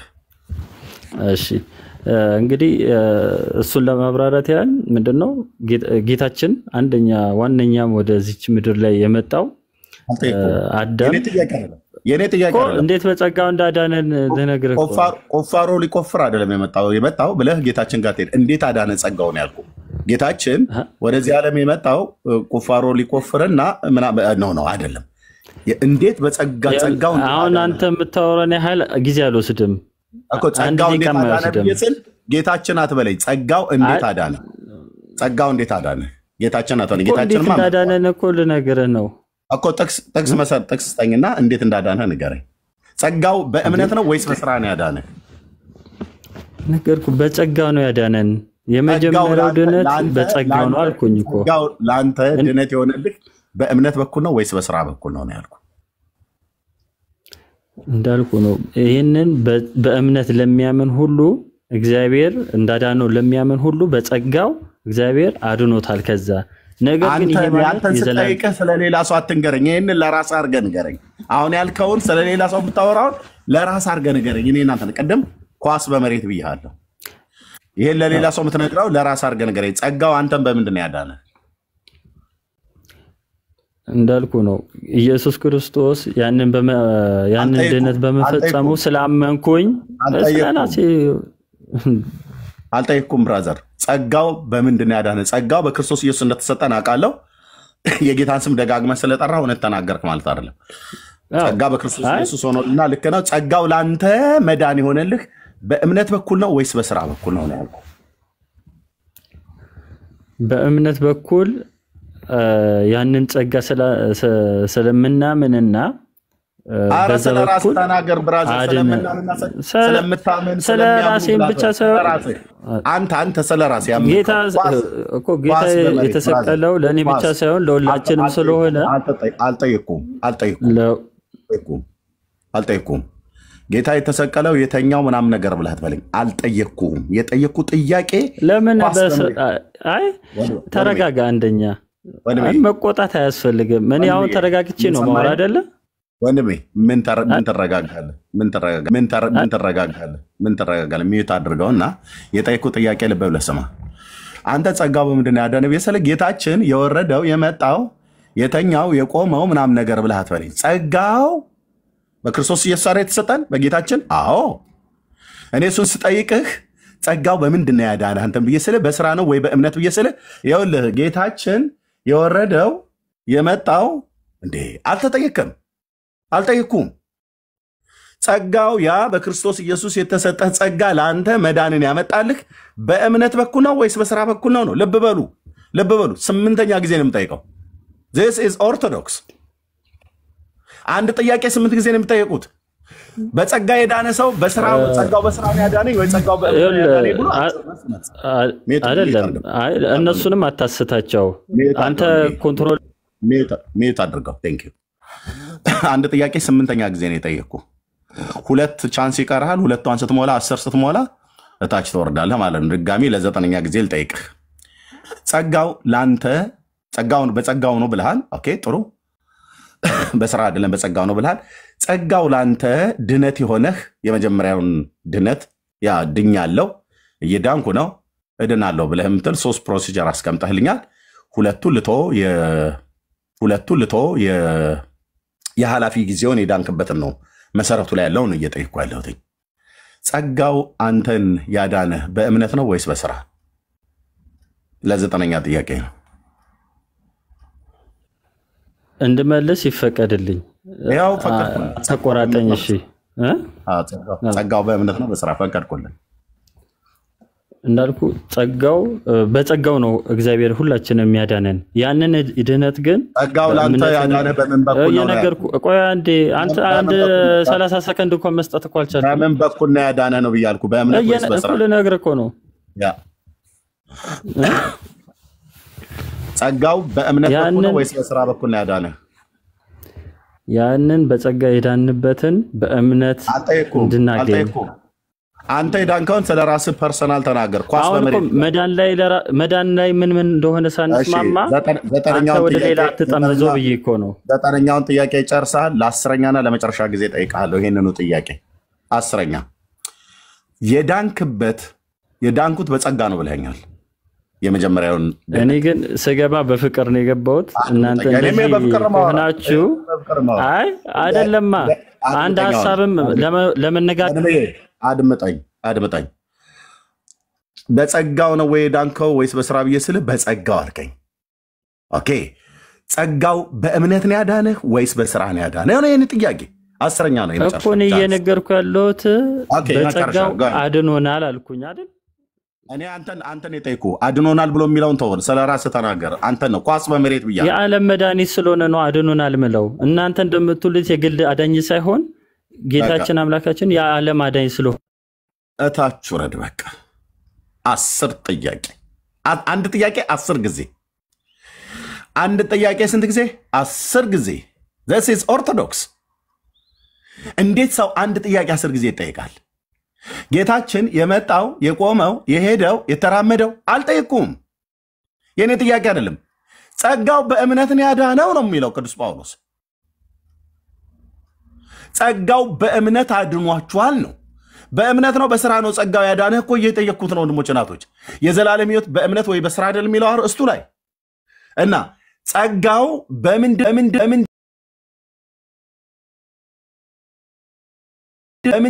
ጸጋው በምንድን ነው ያዳነህ? በእምነት በኩል ነው የሚያድንህ። እምነት በኩል ነው የሚያድንህ። ድኗችኋል ነው። አንድ ጥያቄ 10 ጊዜ፣ አንድ ጥያቄ ማለት ነው።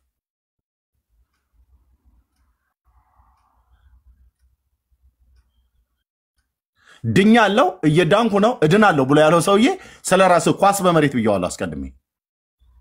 እኔ እናንተ ነን የምናወራው ማለት ነው። የዳንክበትን ድነት ነው እዚህ ለሰዎች መናገር ያለብህ።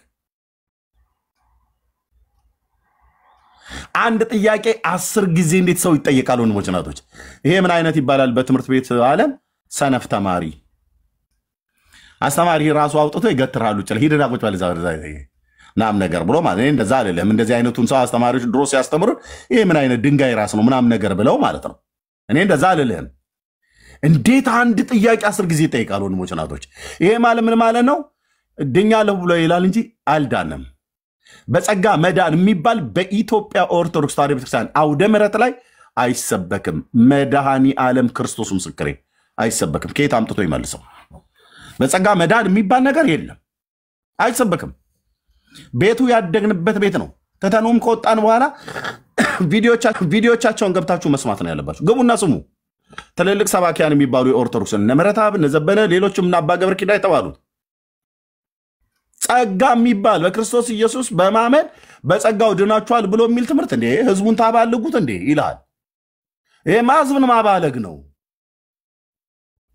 ከዛ ይልቅ ትድናላችሁ የሚባለው በቅዱሳን ስም ጸበል ጸዲቅ አድርጉ፣ ዝክር ዘክሩ፣ ጧፍ፣ ዕጣን፣ ጀቢብ፣ ጫንጥላ ለቤተክርስቲያን አምጡ ነው። በቃ ይሄን ነው የሚያስተምሩት። በጸጋ መዳን የሚባል ነገር መጽሐፍ ቅዱስ ላይ ያለው ትምህርት እዛ ቤተክርስቲያን ላይ አይሰበክም። ተሰብኮ ማያውቅ የሚሰብክን ሰው ካለ የጎሪጥ ነው የሚታየው። ለዚህ ነው አንድ ጥያቄ 10 ጊዜ የጠየኩት ማለት ነው። ማለት ካለበት ኦኬ በጸጋው ነው የዳንኩት አለ። ኦኬ ሰየው። ይሄ ማለት ከኔ የተጠበቀ ስራ የለብኝም። ጌታችን ኢየሱስ ክርስቶስ ቀራንዮ መስቀል ላይ ሲሰቀል በሰራው የቤዛነት ስራ እና አምኜ ድኛለሁ ነው። አምኜ ታዲያ ጸጋው ላንተ በምን በኩል አዳነ ተብሎ ሲባል በስራ ነው ወይ በእምነት ተብሎ ሲባል በስራ ነው ወይ በእምነት ተብሎ ሲጠየቅ አይ ጸጋውማ በስራ አያድንም፣ ጸጋው በእምነት አድኗችኋል ነው ብሎ የሚለው። ስለዚህ እኔ ምንም ያዋጣሁት የደመርኩት ነገር የለም። ቀራንዮ መስቀል ላይ ጌታችን ኢየሱስ ክርስቶስ በሞተልኝ በሞቱና በትንሣኤው ሳምን ጸጋው በእምነት አዳነኝ ነው የሚባለው። የእናንተ ትምህርት የጴንጤዎቹ እኛ እንደዚህ በቃ ዘመናችሁን ሁሉ ቁጭ ብላችሁ መጽሐፍ ቅዱስ ሳታነቡ ጴንጤ የሚባል ማህበረሰብ እግዚአብሔር እንደ ማዕበል አስነሳባችሁ። ከጉያችሁ ከእናንተው ወንድሞቻችሁ የነበርን ደግሞ የሆንን በስጋም የተዋለድን ከቤተሰብ መካከል እህትህ መጽሐፍ ቅዱስ አንስታ ስታነብ አንተ ጫት ስትቅም እሷ ስታነብ እሷ ጴንጤ ነች ጫት ስትቅም፣ ወይ እሱ ደግሞ ጴንጤ ነው ወንድምሽ፣ አንቺ ሰፈር ለሰፈር እየዞርሽ ስትሳደቢ መጽሐፍ ቅዱስ ጴንጤው አነበበ ኦርቶዶክሱ አላነበበም። ና ተጠየቅ። ከዛ ሲጠየቅ በምንድን ዳንከው? መቼ ነው ዳንከው? እንዴት ነው ዳንከው? የእግዚአብሔር ልጅ ነህ? በምን መንገድ ወለደህ? መቼ ተወለድክ?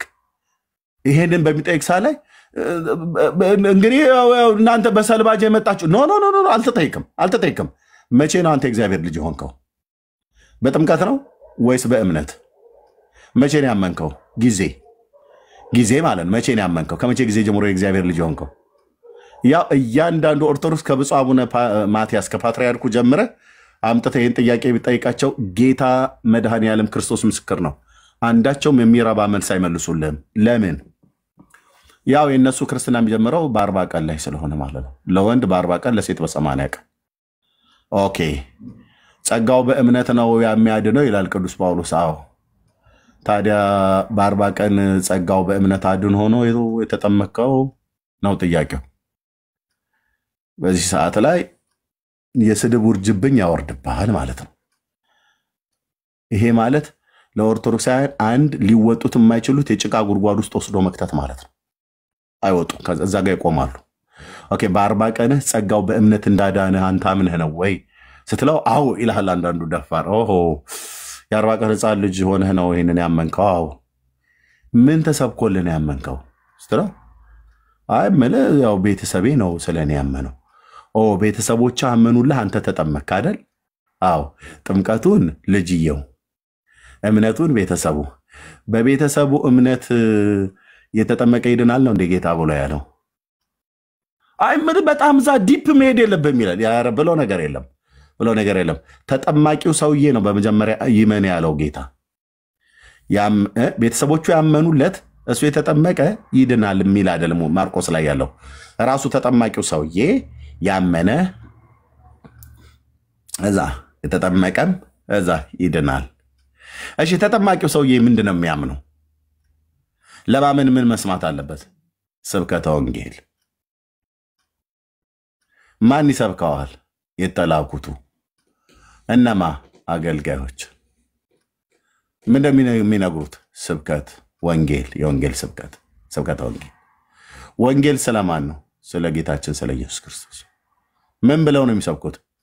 አምላክ ሰው ሆኖ ከቅድስት ድንግል ማርያም ለበደል ኃጢአታችን ሊሞትልን በሞቱ ሞትን ሽሮ ከዘላለም ፍዳ ሊያድነን ቀራንዮ ኮረብታ ላይ ሞቶልሃል አምላክ ሰው ስገው ቃል እና የምስራች አይዞህ በእርሱ የሚያምን ሁሉ የኃጢአቱን ይቅርታ ያገኛልና በጌታችን በኢየሱስ ክርስቶስ ሞትና ትንሣኤ እመን ተብሎ ሰባኪው ሰውዬ መጥቶ ይሰብካል ማለት ነው። የተሰበከው ሰው ደግሞ ይሰማል በጆሮ፣ ያምናል በልቡ፣ ይመሰክራል ባፉ፣ ከዛ ይድናል። ያ የዳነው ሰውዬ ነው የሚጠመቀው። በዚህ መሰረት ስትመጣ የመጽሐፍ ቅዱስ እውነቴ ነው። በዚህ መሰረት ስትመጣ ኦርቶዶክስ የምቧይ ካብሆና ቁጭ ትላለች ማለት ነው። ይህን ቅድመ ተከተል ጠብቀው ማንም የተጠመቀ የለም። ካለም ምናልባት ከኦርቶዶክስ ማለት ከካቶሊክ ወይ ከእስልምና ሃይማኖት ወይ ከተለያየ የተመለሱ እንደዚህ የአምስቱ አዕማደ ምስጢርን አስተማርን አጠመቀን ብለው ያሉት እነሱ ካልሆኑ በስተቀር ከፓትርያርኩ ጀምሮ እያንዳንዱ የተጠመቀበትን ጥምቀት ራሱ እንኳን አያውቀው። ቤተሰቦች ናቸው እኮ የነገሩ። እናት ነች የተነገረችህ። እንትና የምትባለው አበ ልጅ ነች ተባብለው ክርስትና እናት ነች እንትና ክርስትና አባት ነው ተብሎ ዳቦ ይዞ ሲመጣ እንደዛ ነው የሚታወቀው እንጂ መጠመቅን አታውቅም። አንተ ታውቃለህ? እኔማ 40 ቀን ሕፃን ልጅ ነኝ ይላል እኮ። አዎ ልክ ነው። አንተ የ40 ቀን ሕፃን ልጅ አይደል እንደ ተጠማቂ? የ40 ቀን ሕፃን ልጅ እኮ ነው ተጠምቆ አሁን እዚህ እኛ ላይ አድጎ ክርስቲያን ነኝ ብሎ አቧራ የሚያስረሳው ማለት ነው። ኦኬ መሰረትህ ላይ እንሂዳ ወደኋላ። አሁን እዚህ ክርስቲያን በኦርቶዶክስ ሃይማኖት የኖርኩ ቤተሰቤን ጥብቅ አድርጌ ያስኩ ሲወርድ ሲዋረድ የመጣው ግድ የለም እና እንኳን የማደረሰ መድኃኒዓለም እዚህ ጋር መሰረቱ ላይ ሩት ነገርን ከስሩ ውሃን ከጥሩ ይላሉና መሰረቱ ላይ ሄድ። አጀማመርህ እንዴት ነበር ክርስትና ብዬ ጠይቃለሁ። ኦርቶዶክስነት ነው ብለህ ካልከኝ እኔ እሱ መቼ ጠፋኝ? ኦርቶዶክስነት ሳይሆን ወደ አሁን ክርስቲያን ተብለህ የዘላለም ሕይወት አለው ይልሃል። አዎ በምን በኩል አገኘው? በጸጋው። ጸጋው በምንድን ነው? እንዴት ነው የሆነልህ አንተ? ይኸው እንደጠየቁት አይነት ልጅ 10 ጊዜ ነው የምትጠየቀው። ጸጋና ጸጋነሽን ያለየ ትውልድ መጥቶ በጸጋው ይለኛል። በጸጋው ከሆነ ታዲያ ቅዱስ ጳውሎስ ጸጋው በምንድን ነው የሚያድናችሁ ነው ያለው? በእምነት ነው የሚለው መጽሐፍ ቅዱስ ማለት በእግዚአብሔር ልጅ ላይ ባለህ እምነት ነው።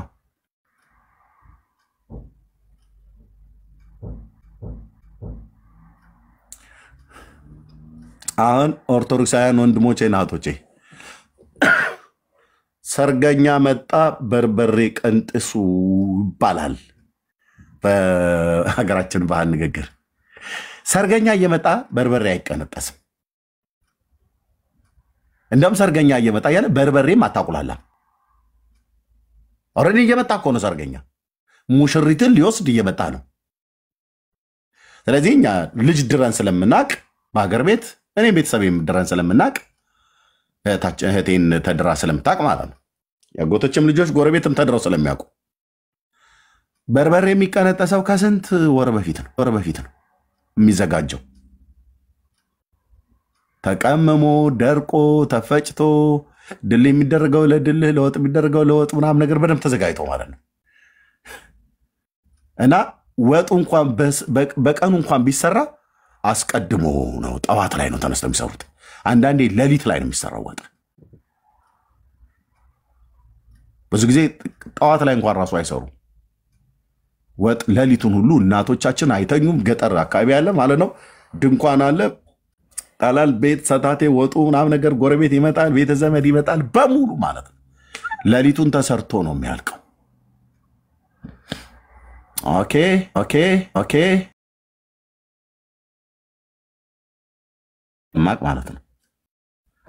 ቱልቱላ አይነት ትልፋብን በእናትህ ምን ቱልቱላ ይነፋል።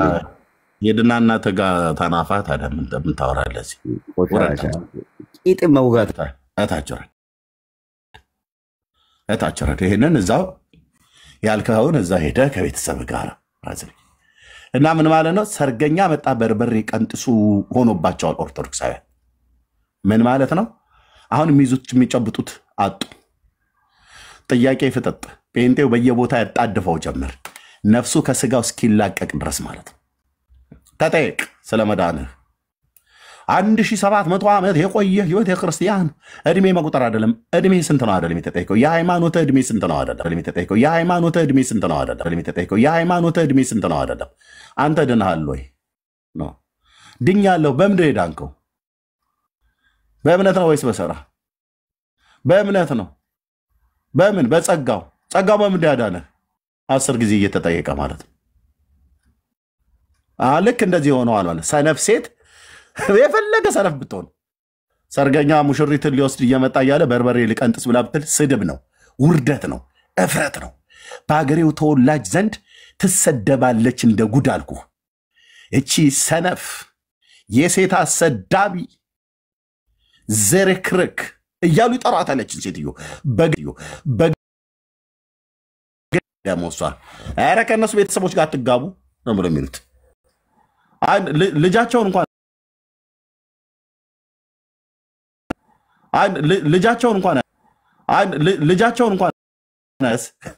መቼ እንደሚሰራ መቼ ለሰርገኛ እንደሚቀርብ ይታወቃል። ለዚህ ነው አንዳንድ ታዲያ መቼ መጽሐፍ ቅዱስ እንደምታነብ፣ መቼ እንደምትዘጋጅ፣ መቼ ለተጠየቀው ጥያቄ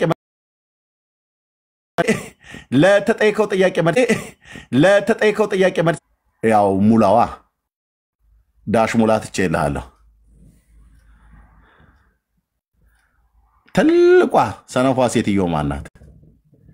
ልጆቿን ሁሉ እንደዚህ አዝረክርካ ያላስተማረች ያላዘጋጀች የትኛው ከቤተ እምነት ነው? አንዱ ገብቶ ሲጠየቅ ከኦርቶዶክስ። እሺ ዘላለም ሕይወት በእምነት ነው ወይስ በስራ? መጽሐፍ ቅዱስ እንደዚህ ያለ? አዎ አውጣና አንብበው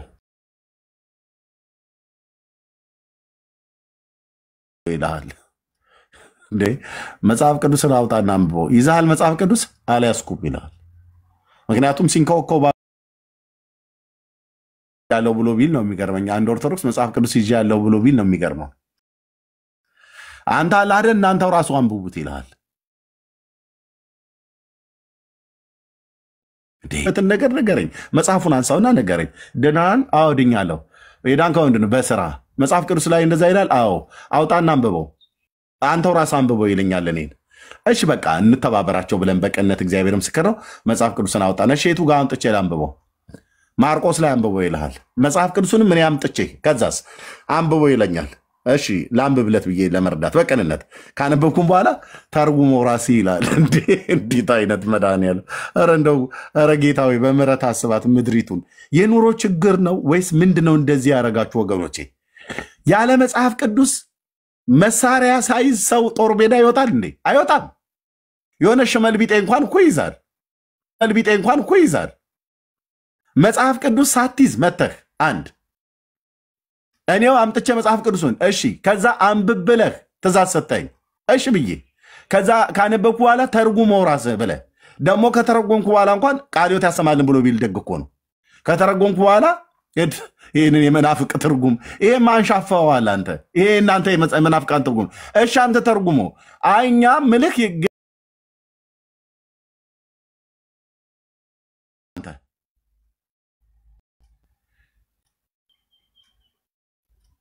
ከዛ ስድብ ነው የሚያስከተልህ ማለት ነው።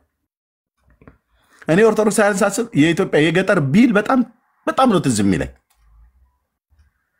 አንዲት ቀበጥ የነበረች ንግስት ነበረች ብላ አያቴ ስትነግረኝ ነበርና ሴት ንግስቲቱ ቀበጥ ነገር ናት እና ከዕለታት አንድ ቀን ተነሳ በረቱ በር ላይ ለጣለችና ትእዛዝ ሰጠች። ምን የሚል ከብቶቹ በረቱ ውስጥም እንዳይውሉ ሄዳ የተኛችሁ በሩ ላይ የከብቶቹ መወጣጫ በረት በር ስላለው ማለት ነው። በሩ ላይ ተኛችልህና እነኚህ ከብቶች በዚህ በረቱ ውስጥ እንዳይውሉ አለች። ከዛስ ሲወጡም እንዳይረግጡኝ። ታዲያ እንግዲህ በሬን ያህል ነገር እንደ ሕፃን ልጅ እያቀፍን አናሻግር። ምንድነው የሚሻለው? ተሳስቶ ቢረግጣት ማዕት ልታመጣ ነው። አሁን ኦርቶዶክስ ይገባልና ገስት ላይ እንደዚህ ነው የሚሆነው። ሞልቃቃ ሆኖ መጽሐፍ ቅዱስ አለ ስትለው የለኝም አንተ አንብበው ይለኛል። አምጣ አንተ ይለኛል። እሺ መጽሐፍ ቅዱስ አመጣ። ከዛ አንብበው ይለኛል። አነባለሁ። ከዛ ተርጉሞ ራሴ ይለኛል። ቢያንስ አንዱ ላይ እንኳን አትረዳኝም።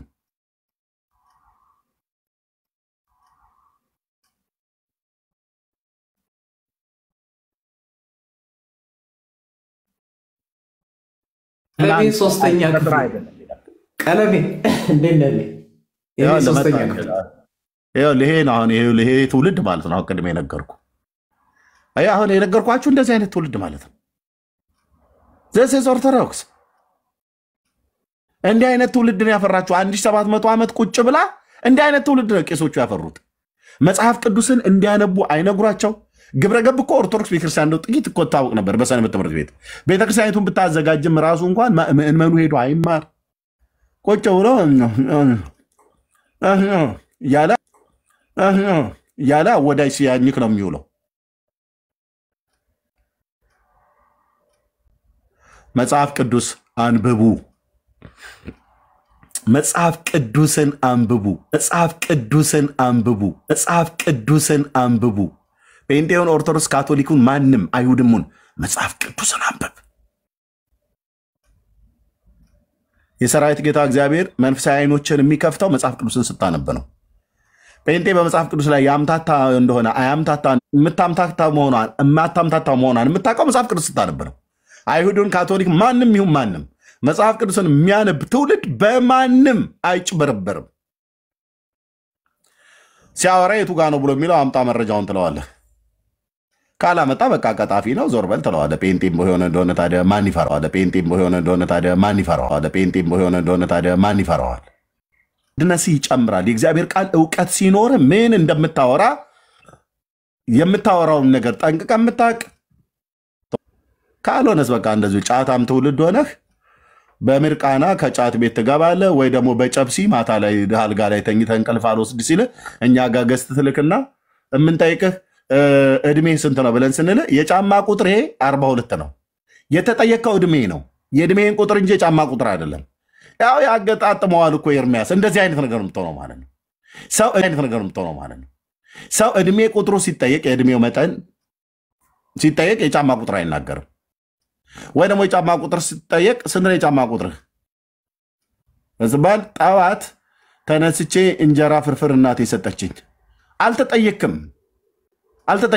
የጫማ ቁጥር ነው የተጠየቀው። ቁርሴን በመበላበት ሰዓት ላይ ደግሞ እህቴ መታ አንድ ሁለቴ ነው ጥርግ አድርጋ በትልቁ ጎረሰችብኝ። አልጠየቅኩህም። ያልተጠየቀው ነው የምታወራው።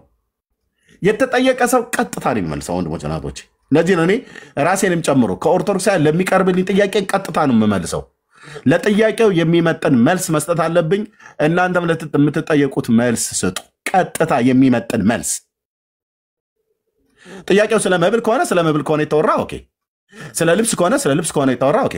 ስለ ሃይማኖት ግን ከሆነ የተወራው ሃይማኖቱ ላይ ምንድን ነው? በሃይማኖት ውስጥ አርእስት አለ። የዘላለምን ሕይወት ከማግኘት አኳያ ከተለያየ አኳያ ትምህርቶች አሉ። ያንን አርእስቱ መስማት፣ በአርእስቱ ላይ መሰረት ማድረግ። እንዲህ ዘመናችሁን ኦርቶዶክስ የስድብ መገለጫ ሆኖ ይቅር። ቤተክርስቲያናችሁን እንኳን ራሱ ድቃናላታለሁ ብለህ ካልክ አንተ በመልካም ስነ ምግባር አታሳይም? በመልካም ስነ ምግባር ስራ የለህ፣ እምነት የለህ። ደግሞ ትመጣና በስራ ምንድነው ትላለህ። ስትገቡ የምታወሩት ያው እዛው ታክሲ ተራ የምታወሩትን ወሬ። በዚህ ትጥቃችን የሚፈታ መስሏችሁ ከሆነ ተታላል አልኩ። የተፈጠርክበትን ቀን እስክትመረርበት ድረስ በትዕግስት ጌታ በሰጠኝ ጸጋ እየቻልኩኝ ወንጌሉን ግን እነግርሃለሁ። ኢየሱስ ያድናል እንልሃለን። ጴንጤን በስድብ አታጠፈውም እንጂ ብታጠፉ ኖሮ በየአውደ ምሕረታችሁ ላይ ለብዙ ዘመን እንደ ተቋም ተሰድበን ነበር። ግን ሲጠፋ አይደለም የምታየው፣ ጴንጤነት እየደመቀ እየለመለመ ሲሄድ ነው ከአንዳንድ ድካሞቻችን በቀር ማለት። ስለዚህ ስትገቡ ከገባችሁ የዘላለም ሕይወት በእምነት ነው ወይስ በስራ? በእምነት ነው ብለህ ካልከኝ እምነቱ በጸጋ ነው ወይስ በስራ ራሱ? ወይ በስራም ከሆነ መቼ የሰራው ስራ ነው የዘላለም ሕይወት ይሆናል? አጭርና ግልጽ እኮ ነው እንጂ አንድ ጥያቄ 10 ጊዜ ሰው ከተጠየቀው ወንድሞች እናቶቼ ጤንነቱ ተቃውሷል። እኔ ለራሴ እንኳን አፍራለሁ። አንድን ጥያቄ ሳይገባኝ ካልገባኝ አልገባኝም፣ ጥያቄውን ግልጽ አድርግልኝ ነው ማለት ያለብኝ እንጂ አንድ ጥያቄ 10 ጊዜ 10 ነው ቆጠርኩ። 8ኛው ድረስ ቆጠርኩኝና ሲሰለቸኝ እንትን አልኩት፣ ሚዩት ማድረግ ጀመርኩ።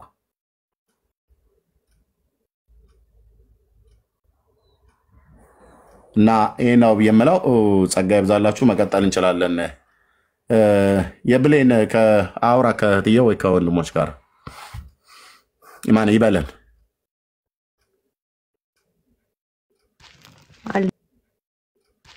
አለ አይደል? አይ ቲንክ ተባረክ ይበለን ወይ አለው አለው አሁን ወስነሃል ማለት ምኑን ንስሓ ለመግባት ነው። መቼም አንተ ወንጌል ሰምተሃል በደምብ። አልገባኝም። መጽሐፍ ሲናገር እኮ የመዳን ቀን አሁን ነው የሚለው ማለት ወንጌል በሰማህበት ያው ብዙ ቀን ሰምተሃል ወይ? ብዙ ቀን ሰምተሃል ወይ? አይ ነው ግን እኔ እኮ ድኛለሁ ብዬ ነው ግን ለመማማር ግን እገባለሁ። ከናንተ የምማረው ነገር አለ። ድነት ቆይ ዘላለም ሕይወት አለ። ድነሃል እርግጠኛ ነህ? ወደኛለሁ እኮ መቼ እንላለን ደግሞ መቼ ዳንክ? እንዴት ዳንክ? ምን ሰማህ እንላለን። ያው የዳንኮት ክርስቶስን በማመን ነው እኮ መቼና እንዴት? መቼ ማለት ያው በቃ የተማርኩት ወንጌልን በተማርኩት ጊዜ ያን የተማርኩት በወንጌል የተገለጸውን ያን የመዳን እውነት ባመንኩ ጊዜ ድኛለሁ ብዬ ነው ማምነው እኔ በግሌ ማለት። ስለዚህ የዘላለም ሕይወት አለ። የዘላለም ሕይወት አለኝ።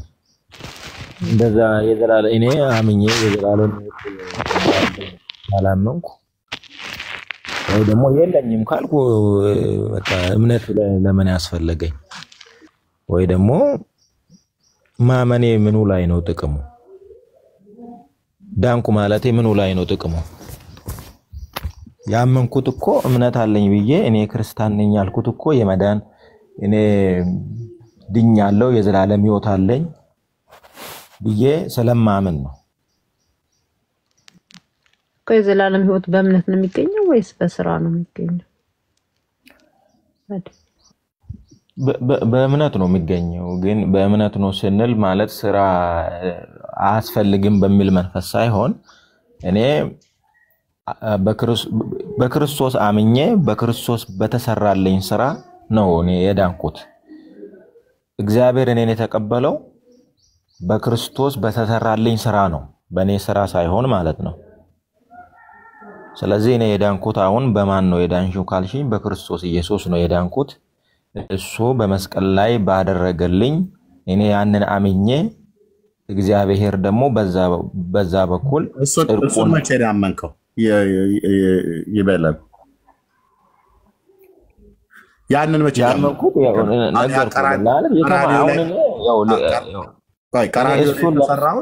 ቀራንዮ ላይ ተሰራውን አንተ አምነህ ያ እምነት ድነት የሆነው መቼ ነው? ይሄንን እውነት ማወቅ ባልጀመርኩት ጊዜ ማለት ነው። በቃ ይሄንን እውነት ለምሳሌ እኔ አሁን በልጅነቴ ነው የተጠመቅኩት። መቼ ነው ማወቅ የጀመርከው? አይ ስፔሲፊካሊ በዚህ ጊዜ ነው ልልህ አልችልም። ግን ለምሳሌ በቤተ ክርስቲያን መማር በጀመርኩት ስለ ክርስቶስ እማራለሁ። ስለ ክርስቶስ ትምህርት ይሰጠኛል። ከዛ በኋላ ያንን እውነት ለምን በዚህ ጊዜ ነው ብለህ ልትለኝ የማትችለው ለምንድን ነው? አይ ማለት ስፔሲፊካሊ በዚህ ጊዜ ማለት እድሜ ለምሳሌ አሁን እኔ ይሄንን ትምህርት የተማርኩበት ጊዜ ወይ ቀኑ ሰዓቱ ወሩ በዚህ ጊዜ ነው ላልል ይችላል።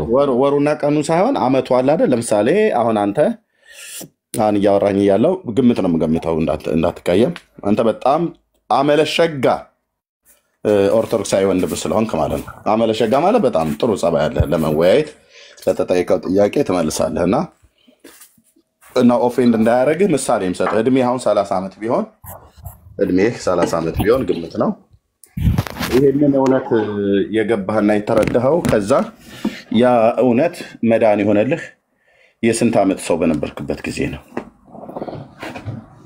ነፍስ ካወቅኩበት ጊዜ ጀምሮ ብለህ ስላልከኝ ማለት ነው እኮ ያ ነው እኮ አሁን ጊዜ እንደዚህ እሷን ማውራት አለብን። ይበለንዬ እሷ ጋር ናት ቁልፏ።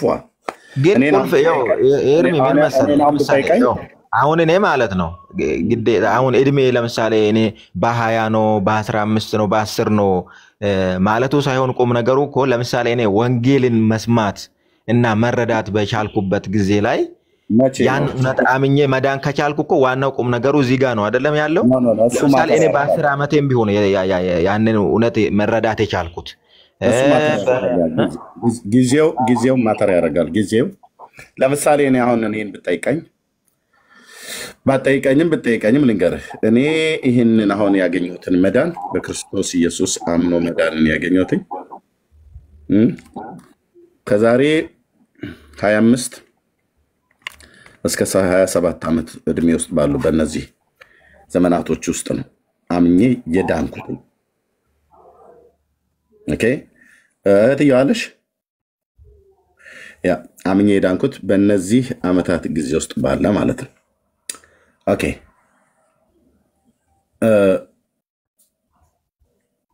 ከዛ በፊትስ የነበረው እድሜ አሁን እኔ 47 ጨርሼ ወደ 48ኛ እየተጠጋሁ ነው ማለት ነው። ኦኬ ያው በግልጽ ነው የምናገረው።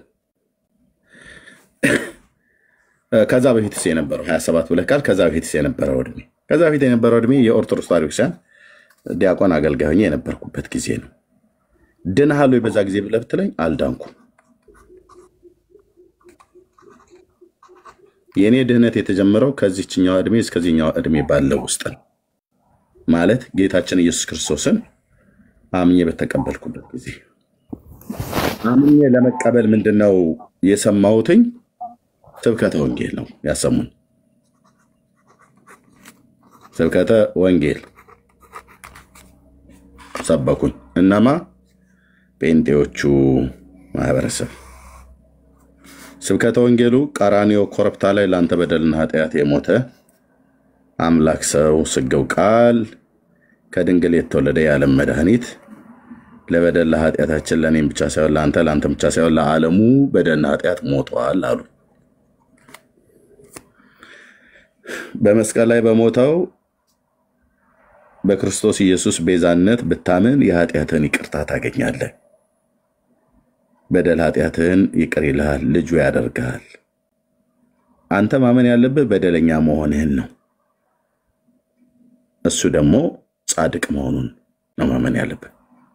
በሞቱና በትንሣኤው በፈሰሰው በደሙ በተቆረሰው በስጋው በመስዋዕትነቱ የኃጢአት ይቅርታን ይሰጣል ብለው እሱ ያስተማረውን ቃል ከወንጌል ነገሩኝ።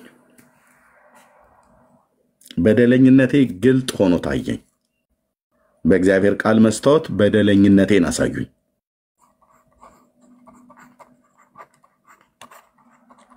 ኦኬ የሱን ደግሞ ጻድቅነት አሳዩኝ።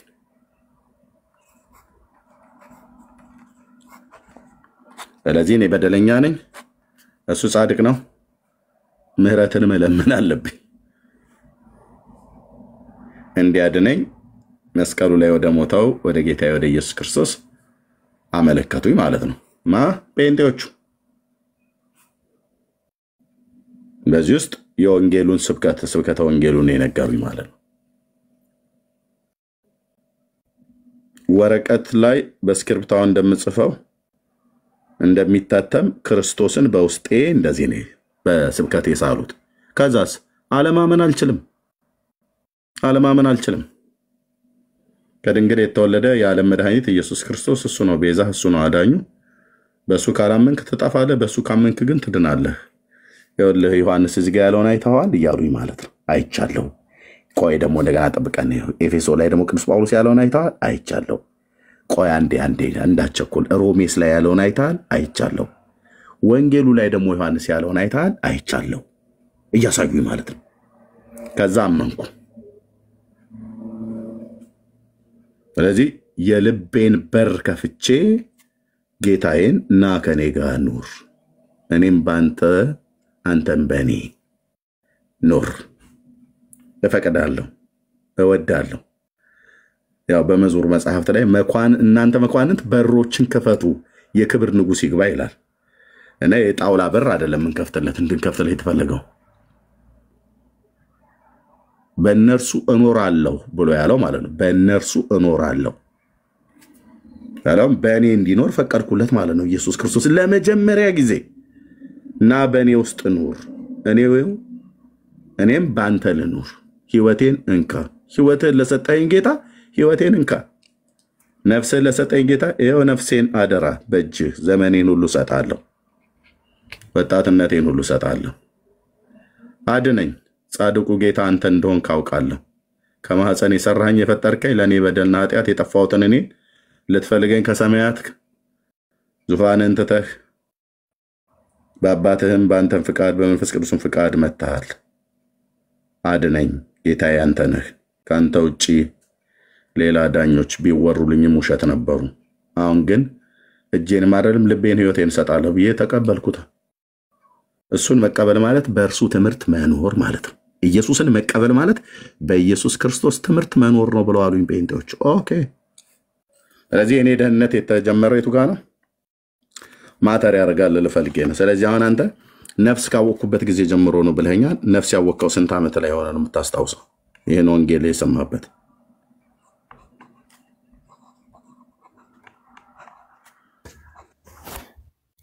ኤርሚ አሁን እኔ አታስዋሸኝና ማለት ነው። እሷን ማተር ታደርጋለች ብራዘር። አይ ለምሳሌ አሁን እኔ እድሜ በዚህ ወይ እንደቀደም እንዳልኩ በ10 ዓመቴ ነው በዓመቴ ነው ላይ አልችልም። ግን አንድ እውነት ልነግር የምፈልገው ነገር እኔ አሁን በወንጌል ውስጥ የተገለጠውን ያንን የመዳንን እውነት አውቄያለሁ። በዛ እውነት አምኛለሁ። መቼ ነው የጀመረው? መቼ ነው ከረዳ ብዬ ነው የኔን የነገርኩ? መቼ ነው አሁን ጳውሎስ መቼ ነው የዳነው ብለን ብንል መጽሐፍ ቅዱስ ላይ ገልጾ ነው ተጻፏል። ስመጥር ፈሪሳዊ ነበር፣ የህግ መምህር ገማልያል በሚባል እግር ስር የተማረ እንደዛ አይነት ታሪክ ለምሳሌ የሆነ ለምሳሌ አንተ ማለት ነው አንተ የነገርከኝ ማለት ነው ሐሳቤን ግልጽ እሺ ከጠቀመህ ሐዋርያው ጳውሎስ መቼ ነው የዳነው? የጳውሎስ ድነት የቱ ጋር ነው የጀመረው ብለን ስንል ማንም ሰው የሚያውቀው ደማስቆ ላይ ነው። አለቅ በዚያን ጊዜ እድሜው ስንት ነበር ከተባለ በታናክ ወይ ደግሞ በታናክ አልኩኝ በአይሁድ ታሪክ አይ ቲንክ ፈሪሳውያን ይጠቀሙበት በነበረው መጽሐፍ በዛ ይታወቃል። እድሜው ጎልማሳ ሰው ነው፣ ወጣት ነው፣ ጎበዝ ነው። እድሜው በወጣት ክልል ውስጥ ያለ ሰው ነው። ትዳር እንኳን የለውም ሐዋርያው ጳውሎስ ማለት ነው። ስለዚህ ጳውሎስ መቼ ነው የዳነው ተብሎ መቼ ነው የዳንከው ተብሎ ቢጠይቁትም እሱ ባይጠይቁትም ተናግሯል። የሱ ድነት የጀመረው የዳነው ደማስቆ ላይ ጌታ ካገኘው በኋላ እና እስከ ሐናንያ ማነው እስከ ማነው ሐናንያ የሚባለው ማነው? ሐናንያ ያጠመቀው ሰውዬ ማለት ነው። በቃ እዛ ጋ ነው ደማስቆ ላይ ነው። በቃ እሱ የአዲስ ህይወት ታሪኩ የዳግም መወለድ ታሪኩ ከጌታ ከኢየሱስ ክርስቶስ ጋር እሱ ክርስቲያን ሆኖ ህይወትን ብሎ የጀመረው አዲስ ፍጥረት የሆነው ደማስቆ ነው። ከዛ በፊት የነበረውስ አሳዳጅ ነው። ሃይማኖተኛ ግን አሳዳጅ፣ ነፍሰ ገዳይ። ለዚህ ጋር ነው ነፍሰ ገዳይ፣ ቆንጅዬ ነፍሰ ገዳይ፣ ሃይማኖተኛ የሆነ ነፍሰ ገዳይ፣ ሃይማኖተኛ የሆነ አሳዳጅ። ምንም እንኳን ሐዋርያ ተብሎ የተጠራው በማህፀን ውስጥ እግዚአብሔር ለዚህ ህይወት እንደፈጠረው ቢታወቅም ግን በዚህ የህይወት ስርዓት ውስጥ ነበር ይኖረው የነበረው በሃይማኖት ቤት ሆኖ። ስለዚህ ጳውሎስ የቱ ጋር ነው የጀመረው? የነ ጴጥሮስ የቱ ጋር ነው የጀመረው? ገሊላ ባህር ላይ መጥቶ እስከ መረጣቸው ጊዜ ድረስ ማለት ነው። ከዛ በፊትስ የነበረ የጴጥሮስ ታሪክ አሳ አጥማጅ ፊሸርማን፣ የዘላለም ህይወት የሌለው ግን በይሁዲ እምነት ውስጥ ያሉ ሰዎች ናቸው። በቃ አለቀ። ዮሐንስ መቼ ነው ዳንከው ብለህ ብትለው የዘብዴዎስ ልጅ እንዴ ከዕለታት አንድ ቀን የሆነ ሰውዬ መጥቶ በዮና ልጅ በስምዖን ጴጥሮስ ጀልባ ላይ ሆኖ መረቦቻችንን እያጠመድን ነበረና ያለነው። ከዛ መጣ ጴጥሮስ መረብ ለማነው ጀልባ ላይ ገባ። እሱን ሰው ያናቀውም ነበረ። ከዛ መጥቶ ጣሉ ብሎ ሲጥል አሳ ጠመደ። ጓደኞቹን ጠራቸው ይላል ስምዖን። እኔ የጠራቸው እነሱን ነው ጴጥሮስ እና ቀረቡ፣ አዩ። ከዛስ ተከተሉት አባታችንን ተከተልኑ። እና መቼ ነው ታዲያ እናንተ የዘላለም ህይወት ያገኘ? እኔ እንጃ አይሉም። ያውቀዋል። ጀልባውንም መረባቸውንም አባታቸውንም ትተው አንድ የ30 ዓመት ወጣት ተከትለው ሄደዋል። አልተሳሳቱም። ያ ወጣት ግን ወጣት ብቻ አይደለም። ያ ወጣት ግን ሰው ብቻ አይደለም። ልክ ነው። አይሁዳዊ እስራኤላዊ ሰው ነው። አይሁዳዊ ነው። ከነገደ ይሁዳ ነው። ኤፍራታ የተወለደው ሰው ግን ብቻ አይደለም። ሰው ብቻ አይደለም። እድሜው 30 ብለን ያሉ አገልግሎት የጀመረው 30 ላይ ስለሆነ ማለት ነው በጢባሪዎስ ዘመን። እሱ ግን ለሰውነቱ ሰው ሆኖ በመወለዱ ነው 30 ተብሎ ልደት የተቆጠረለት። ለአምላክነቱ ግን ለዘመኑ ጥንት ለህይወቱ ፍጻሜ የሌለው ነው፣ ከዘላለም ነው። እና የቱ ጋር መቼ ነው ምናምን ብለህ ብትላቸው ይነግሩሃል ማለት ነው። ስለዚህ አሁን ይበለን መቼ ነው አንተ የድነትን ቃል ሰምተህ የመዳንህን ወንጌል ሰምተህ አምነህ መድነትህ መዳን የጀመረ የቱ ጋር ነው? ስንት ዓመት ላይ? የኤርሚያስን ነግሬሃለሁ፣ የኔን ከረዳህ። የጳውሎስን ነግሬሃለሁ፣ የነ ጴጥሮስን ነግሬሃለሁ። ከአባቶች እኩል ያውም ራሴን አሰልፌ ከረዳ ብዬ ማለት ነው።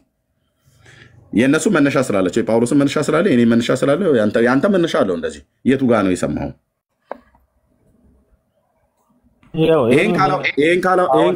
ይሄን ካላወቀው እውነቱን ስነግርህ ይኸውልህ በሕያው እግዚአብሔር ፊት የምነግርህ 1000% ያልዳንክ ሰው ነህ። ያልዳንክ ነው ያልኩህ፣ የዳንክ አይደለም። ያልዳንክ 1000% መነሻውን የማያውቅ መድረሻውን አያውቅም። ያዳነው ማን እንደሆነ የማያውቅ ያው ኤርሚ ምን መሰለህ፣ አሁን አንተ ያልተረዳኸኝ ነገር ማለት ነው። አሁን እንግዲህ እድሜን ስላወቁ ነው መዳን የሚረጋገጠው። አዎ፣ ምክንያቱም ከእድሜህ ጋራ በተገናኘ የእድሜህ ክፉና ደጉን የክፉና ደጉን የእግዚአብሔር የሆነና የእግዚአብሔር ያልሆነው ለይተህ የምታውቅበት የመዳንን ወንጌል የሰማህበት። እችን ልብ በልና ስማኝ። የመዳንን ወንጌል ሰምታችሁ ብሎ የሚለውን ቃል ታስታውሳለህ? የመዳንን ወንጌል ሰምታችሁ ይላል ጳውሎስ። መቼ ነው የሰማው ይሄንን? አንተ መቼ ነው ይሄንን የሰማው? ቃል በቃል ሐዋርያ ይጠቀማል። አውጥቼ አሳያለሁ። የመዳንን ወንጌል ሰምታችሁ ይላል። አንተ የመዳንን ወንጌል መቼ ነው የሰማው? የመዳንን ወንጌል ሳሰማ በፊት ድኛለሁ አትበለኝ። ለዚህ ነው የኢትዮጵያ ኦርቶዶክስ ተዋሕዶ ቤተክርስቲያን አማኞች ድነታችሁ በዜሮ የሚባዛው ለዚህ ነው። ኧረ ተው ኤርሚ እንደዛ አትበል። መቼ ነው የሰማው? የመዳንን ወንጌል ሰምታችሁ ይኸው ልንገርህ መቼ ነው የሰማው? እኔ ልንገርህ። ይኸው አሁን አንተ ለምሳሌ የምትለኝ አሁን አንተ ምናልባት ዳንኩበት ብለህ የምትነግረኝ እድሜ ወደ እቺ መልስ የመዳንን ወንጌል የሰማው መቼ ነው? ተቀላቀልኩበት። አይ እሱን እኮ ልነግርህ ነው። አሁን እኔ ለምሳሌ እኔ ደግሞ አምኜ ዳንኩ የምልህ እኔ እንደነገርኩ የተጠመቅኩት በልጅነቴ ነው። ደግሞ በቤተክርስቲያን ውስጥ ያው እኔ ስለ ጥምቀት አልጠይኩም። ትምህርት ይሰጣል አይደለም? ትምህርት ይሰጣል። እኔ ስለ ጥምቀት አልጠይኩም ብራዘር ወንድምነት። እኔ የሆነ ቀን ላይ ገባ የሆነ ቀን ላይ በቅጽበት ተምረን በዛ ቀን እኮ እኛ እየተማርን ነው እየሄድን ያለ ነው አይደለም? በቤተክርስቲያን ውስጥ ለምሳሌ በኦርቶዶክስ ውስጥ አሁን እኛ በልጅነት እንጠመቃለን። ከዛ ደግሞ መማር ስንደርስ ደግሞ በሰንበት ትምህርት ቤት በግቢ ጉባኤ በተለያየ ቦታ ትማራለህ። በዛ ውስጥ ደግሞ ያ የወንጌል እውነት እየገባህ ይሄዳል። አየህ እኔ ለዛ ነው አሁን ስፔሲፊካሊ በዚች ቀን ነው ብዬ ልነግርህ የማልችልበት ምክንያት እንዳንተ ወደ ፕሮቴስታንት የሄድኩበት ቀን እንደዛ አይነት ታሪክ ስለሌለኝ ሐዋርያትም ደግሞ ትላንት ከነበሩበት ህይወት ወደ ወንጌል የመጡበትን ነው። እሺ አሁንም በህዝብ ደረጃ ልንገርህ። የኤፌሶን ቅዱሳን አሉ አይደል? ቤተክርስቲያን እነሱ የዳኑበትን ቅዱስ ጳውሎስ ሲነግራቸው ምን ይላቸዋል?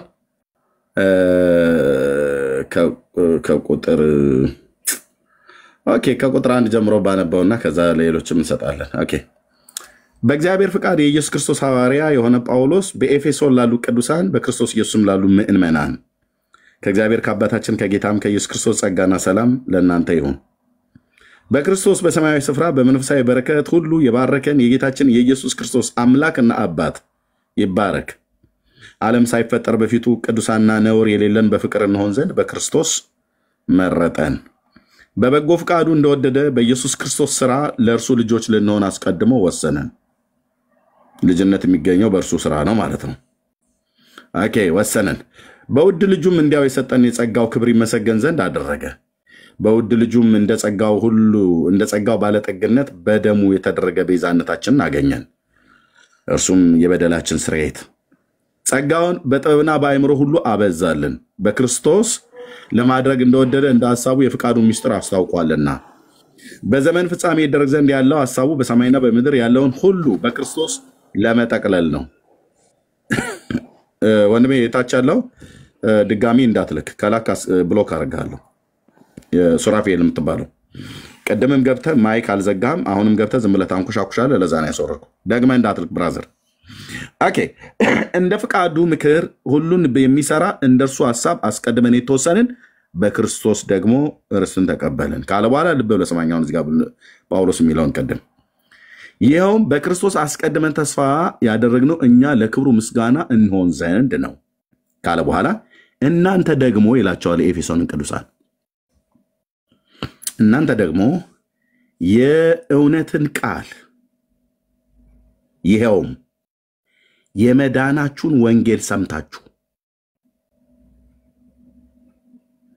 የመዳናችሁን ወንጌል ሰምታችሁ ቅድም የጻፍኳት ማለት ነው ታያለች። አዎ የመዳናችሁን ወንጌል ሰምታችሁ ደግሞ በክርስቶስ አምናችሁ ከመስማት ቀጥሎ ነው ማመን የሚመጣው ማለት ነው። በተስፋው መንፈስ በመንፈስ ቅዱስ ታተማችሁ ይላል። አሁን እየጠየኩ ያለው ይበሌንዬ የመዳናችሁን ወንጌል ሰምታችሁ ብሎ የሚለው የመዳንን ወንጌል የሰማው መቼ ነው?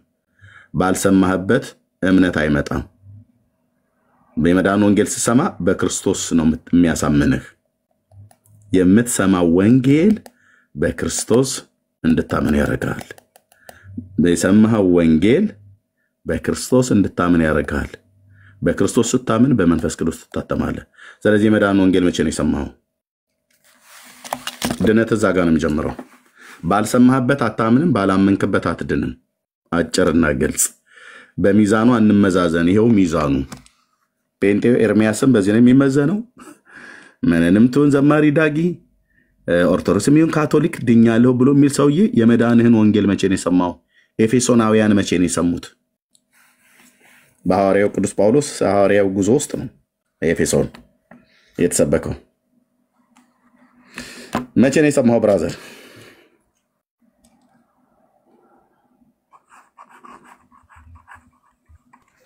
ፓትሪያርኩንም ባገኛቸው እንዲህ ነው የምጠይቃቸው። መቼ ነው የሰማው? ኤርሚ ያው እኔ እኮ አልተረዳኝም እንጂ እኔ እየነገርኩህ ነው። ይበለን አሁን ማለት ነው ዘለለው በቃ ይሄንን ይኸውልህ ይህችን ዋና አንዴ ሀሳቤን ላስረዳ። ዋና ነው ወሳኝ ነው።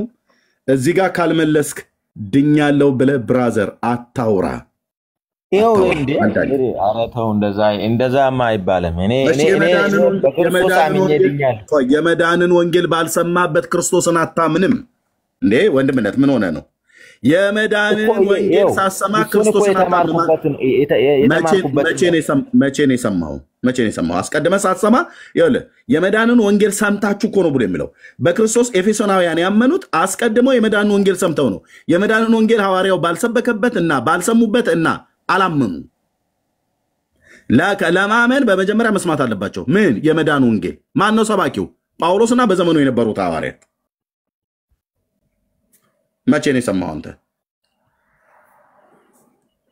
እያንዳንዱ ኦርቶዶክሳዊ እዚህ ሚዛን ላይ ነው መቀመጥ ያለበት። እያንዳንዱ ጴንጤ ከኤርሚያስ ጀምሮ እዚህ ሚዛን ላይ ነው መቀመጥ ያለበት። ስለዚህ ነው ከ25 እስከ 27 ዓመት ድረስ ባለው የመዳንን ወንጌል ጴንጤዎቹ ነግረውኛል።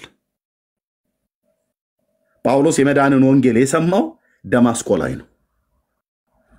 ጴጥሮስና ዮሐንስ የሰሙት እዛ ገሊላ ባህር ላይ መጥቶ ሲነግራቸው ነው። ተከተሉኝ ብሎ ሲላቸው ነው። አንተ የቱ ጋር ነው መስማት የጀመርከው?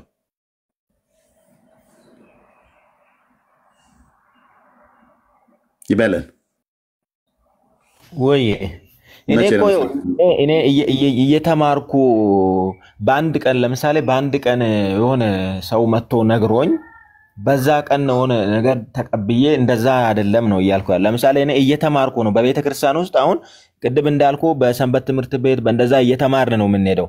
ግን ደግሞ ምናልባት በዛን ቀን ነገሮችን ሁሉ በመጽሐፍ ቅዱስ ውስጥ በተገለጸው ልክ ላትረዳ ትችላለህ። እየተማርክ ስትሄድ ግን የሆነ ቀን እውነቱ እየገባ እየተረዳው እያወቀው ትሄዳለህ።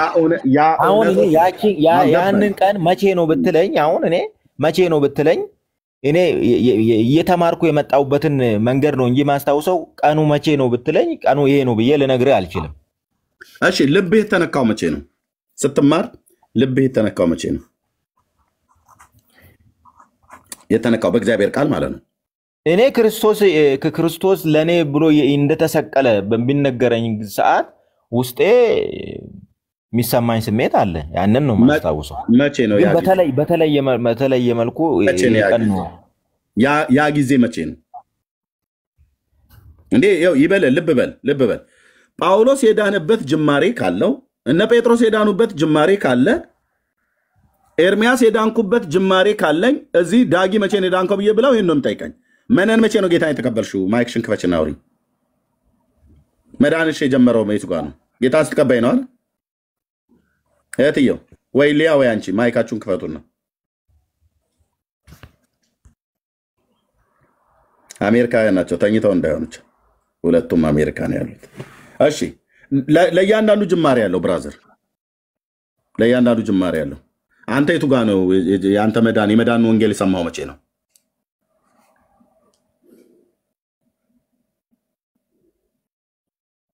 ሐዋርያት ማለት ነው ጌታን በተከተሉት ነው።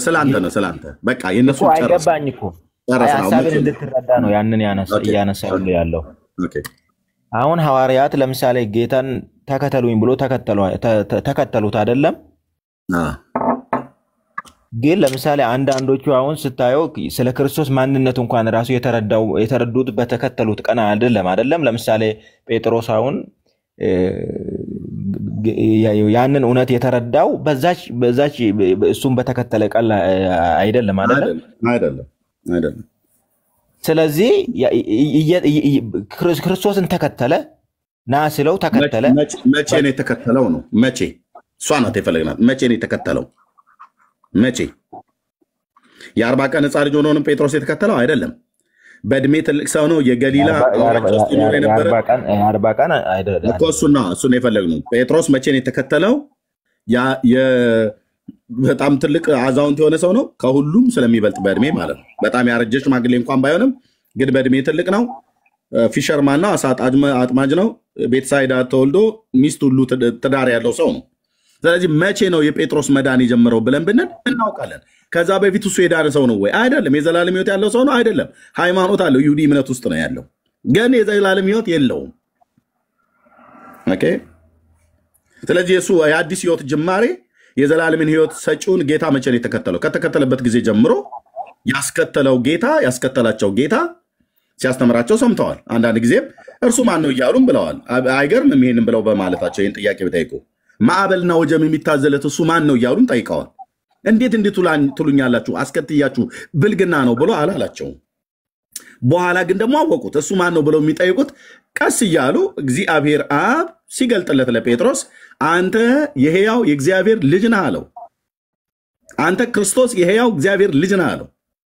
እንደዚህ አይነት ሪቬሌሽን፣ እንደዚህ አይነት መገለጥ ሲመጣለት ከዛ ትምህርትም ሲያስተምር ሌሎቹ ሲሄዱ እናንተስ ልትሄዱ ትወዳላችሁ ብለስን ከአንተ ወዴት እንሄዳለን?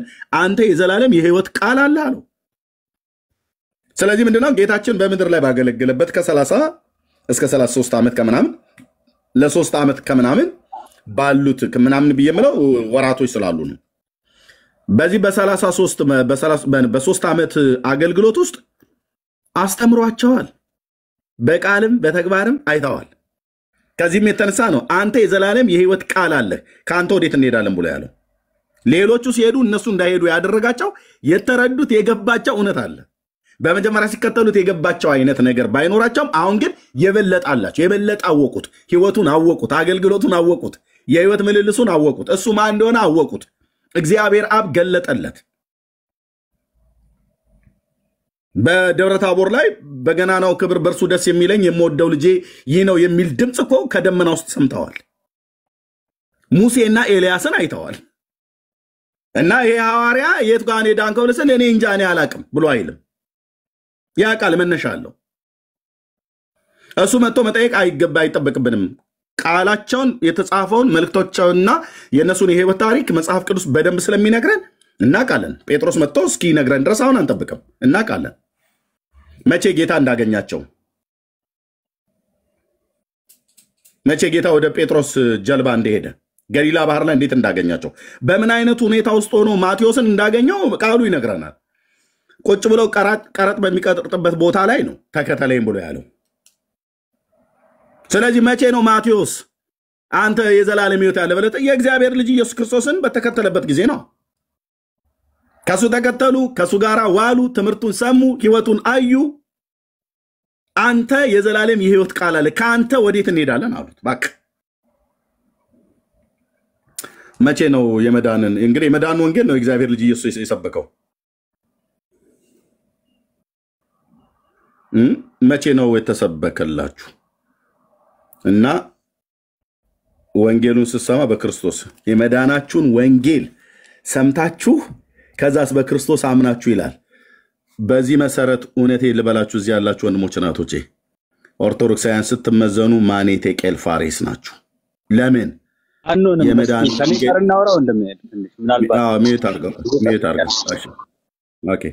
የመዳንን ወንጌል ሰምታችሁ በክርስቶስ ኢየሱስ በክርስቶስም አምናችሁ በተስፋው መንፈስ በመንፈስ ቅዱስ ታተማችሁ ይላል።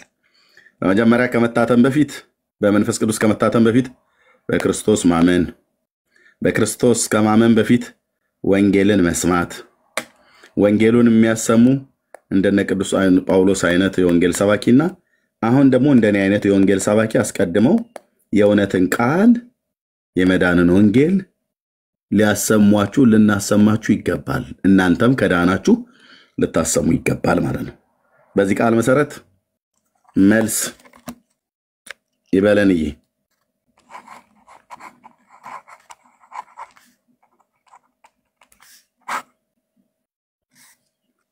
ምናልባት ይበለን ከሌለ ከኔ ጋር ብንቀጥል ደስ ይለኛል። ኤርሜ አሁን ማለት ነው እኔ ስፔሲፊካሊ ያን ቀን ለምሳሌ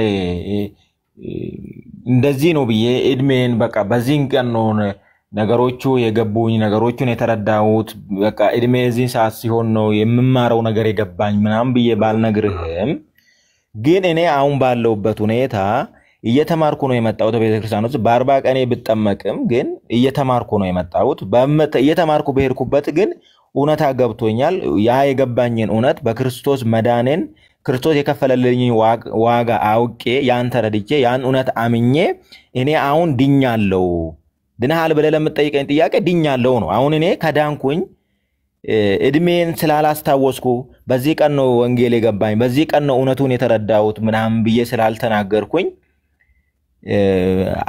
ልድን አልችልም ብዬ አላምንም እሺ የእግዚአብሔር ልጅ ነህ አዎ የእግዚአብሔር ልጅ ነኝ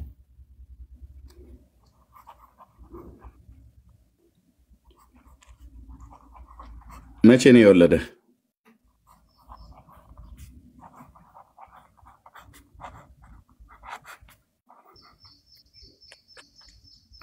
በሌላ አላዙረው ብዬ ነው መቼ ነው የወለደህ እግዚአብሔር አባቴ ነው ብለህ ካልክ ወልዶሃል ማለት ነው መቼ ነው የወለደህ ጌታ ስሙ ይቀደስ መቼ ነው የወለደህ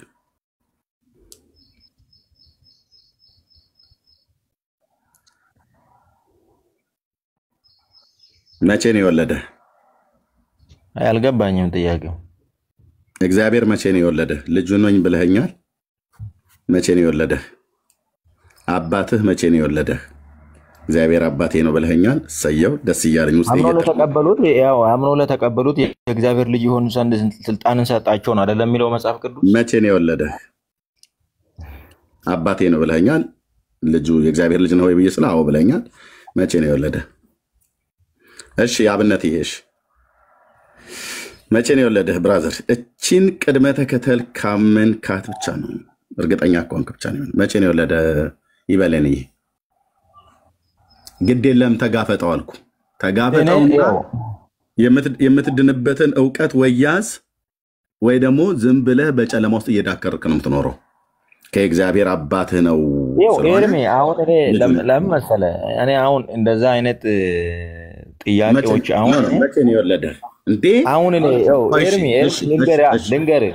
ልንገርህ ለምሳሌ አንድ እንድትረዳኝ ተወው ልንገርህ በቃ አሁን አንተ ልክ ነው ችግር የለውም እንደዛ ማለት ግን እኔ አንድ ነገር ልንገር አሁን እኔ ለምሳሌ ማለት ነው እኔ አምኛለሁ ብያለሁ አይደለም አምኛለሁ ድኛለሁ ነገር ግን የተጠመቅኩት ደግሞ እኔ በ40 ቀኔ ነው ብያለሁ ያን በዛ ደግሞ በቤተክርስቲያን ውስጥ እየተማርኩ መጥቻለሁ አሁን ደግሞ እኔ ተረድቼ ያመንኩ ሰው ነኝ አምኜ የዳንኩ ሰው ነኝ ብያለሁ አይደለም እኔ አሁን የእግዚአብሔር ልጅ ነህ አንተ ብትለኝ አው የእግዚአብሔር ልጅ ነኝ ነው አንተ ግን የሆነ አለ አይደለም እንግዲህ አሁን የምትጠይቀው ነገር አሁን እኔ ድኛለሁ ብዬ የእግዚአብሔር ልጅ ነኝ ብዬ እያረጋገጥኩ ያለው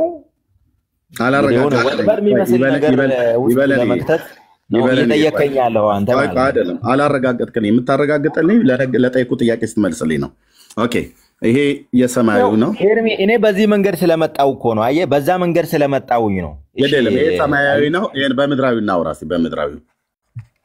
በመድራዊ እናውራ ኦኬ ኤርሚ አሁን እኔ ልንገር አሁን ለምሳሌ ማለት እንድትረዳ አይደለም ገብቶኛል ልንገር አሁን እኔ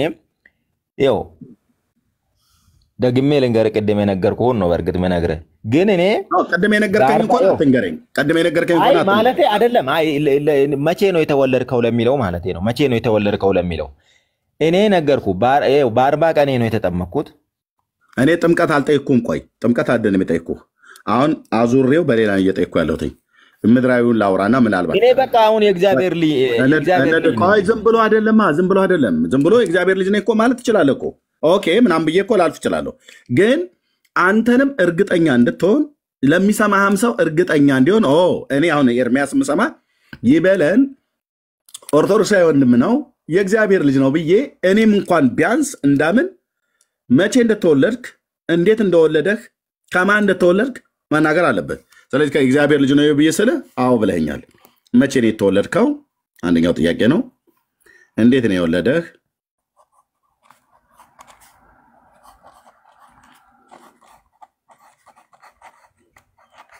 ወይ ደግሞ በምንድን ነው የወለደህ የሚለው ነው።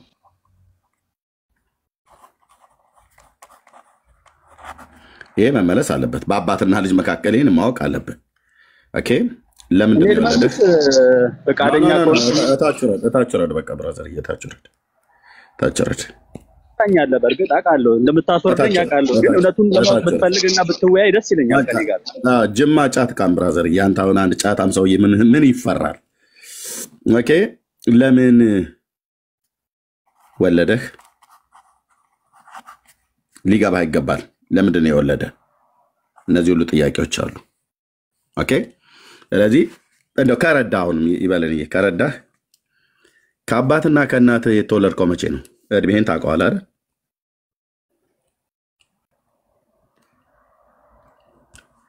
ይበለን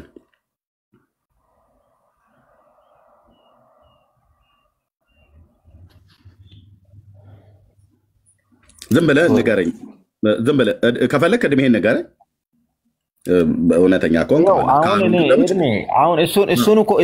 አሁን እኔ እሱን አውቀዋለሁ። አሁን ለምሳሌ አንተ ቆይ ይሄኛውን ታውቀዋለህ አይደል? ኤድሜ ቆይ ሀሳብህን ተረድቼዋለሁ። ለማንኛውም ለምን መሰለህ ተዋት በለኝ። የምድር ልደትና ልንገርህ ምድራዊ ልደት የምትለኝ ልነግርህ ነው። ትክክል ነው። ሀሳብን ስለተረዳው ነው። ለእኔ የምልህን ለምን ከገባ መልሱን አትመልስልኝም? እኔ የምልህን እኔ የጠየኩት ጥያቄ ቆይ አድመጠኝ ብራዘር። እኔ የጠየኩት ጥያቄ እንዳመጥ ቆይ ወንድምነት ያለ እኔ የጠየኩት ጥያቄ ከገባህ ለጥያቄ የሚመጥን መልስ ስጠኝ እንጂ እኔ የጠየኩን ጥያቄ ከገብቶህ ጥያቄ መልሼ ልንገርህ አትበለኝ እኔ እስካልጠየኩ ድረስ። ኦኬ ሰው የእግዚአብሔር ልጅ ነህ ብለህ ሰማያዊ ልጅነት አለህ፣ የእግዚአብሔር ልጅ ነህ። ምድራዊ ደግሞ ልደት አለ ማለት ነው። የምድራዊ ልደትህን አውቀዋለሁ ነው አይደል ያልከኝ? የተወለድክበትን ጊዜ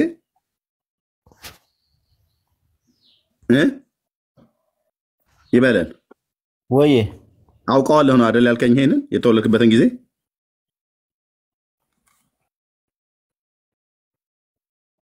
ንገረኛ። ማይኩን ሚዩት አታርገው። ኤድሜ አውቃለሁ እኮ አሁን አንተ የተወለድክበትን ቀን ንገረኝ ነው አይደለም አሁን ያልከው? አይደለም ብራዘር፣ የተወለድክበትን ቀን ታውቃለህ ወይ ብዬ ስለ አዎ አውቃለሁ ብለኛል። ማን ነግሮህ ነው ያወቀው? እናትና አባትህ ናቸው አይደል የነገሩህ? አዎ እናትና አባትህ የተወለድክበትን ቀንና ወራት ሰዓቱን ሁሉ ጭምር ማሚት ያውቁታል። ፋዘርም ያውቀዋል። እኔ ባለፈው ላይ አሁን ከግንቦት አንድ ላይ በነበረው በርዝዴ እናቴ ደውዬ ስጠይቃት እኩለ ቀን ላይ ነበር የተወለድከው ግንቦት አንድ ቀን እና ለእህቶችህ እና ለወንድሞችህ እዚህ እየነገርኳቸው ነበር አለችኝ እናቴ። ወር አልሞላውም ግንቦት አንድ ቀን ማለት ነው። እና አስታውሳለሁ እኩለ ቀን ነበር የወለድኩ አለችኝ። እኩለ ቀን በኢትዮጵያ እኩለ ቀን ማለት 6 ሰዓት ማለት ነው። እኩለ ቀን ላይ ነው የወለድኩ አስታውሳለሁ። ግንቦት አንድ ቀን እና ነገረችኝ ማለት ነው። ልክ እንደዚህ አሁን እናቴን አትጠራጠራትም፣ እኔ እናቴን አልጠራጠራትም። አባታችንን አንጠራጠርም፣ እናቶቻችን አንጠራጠርም።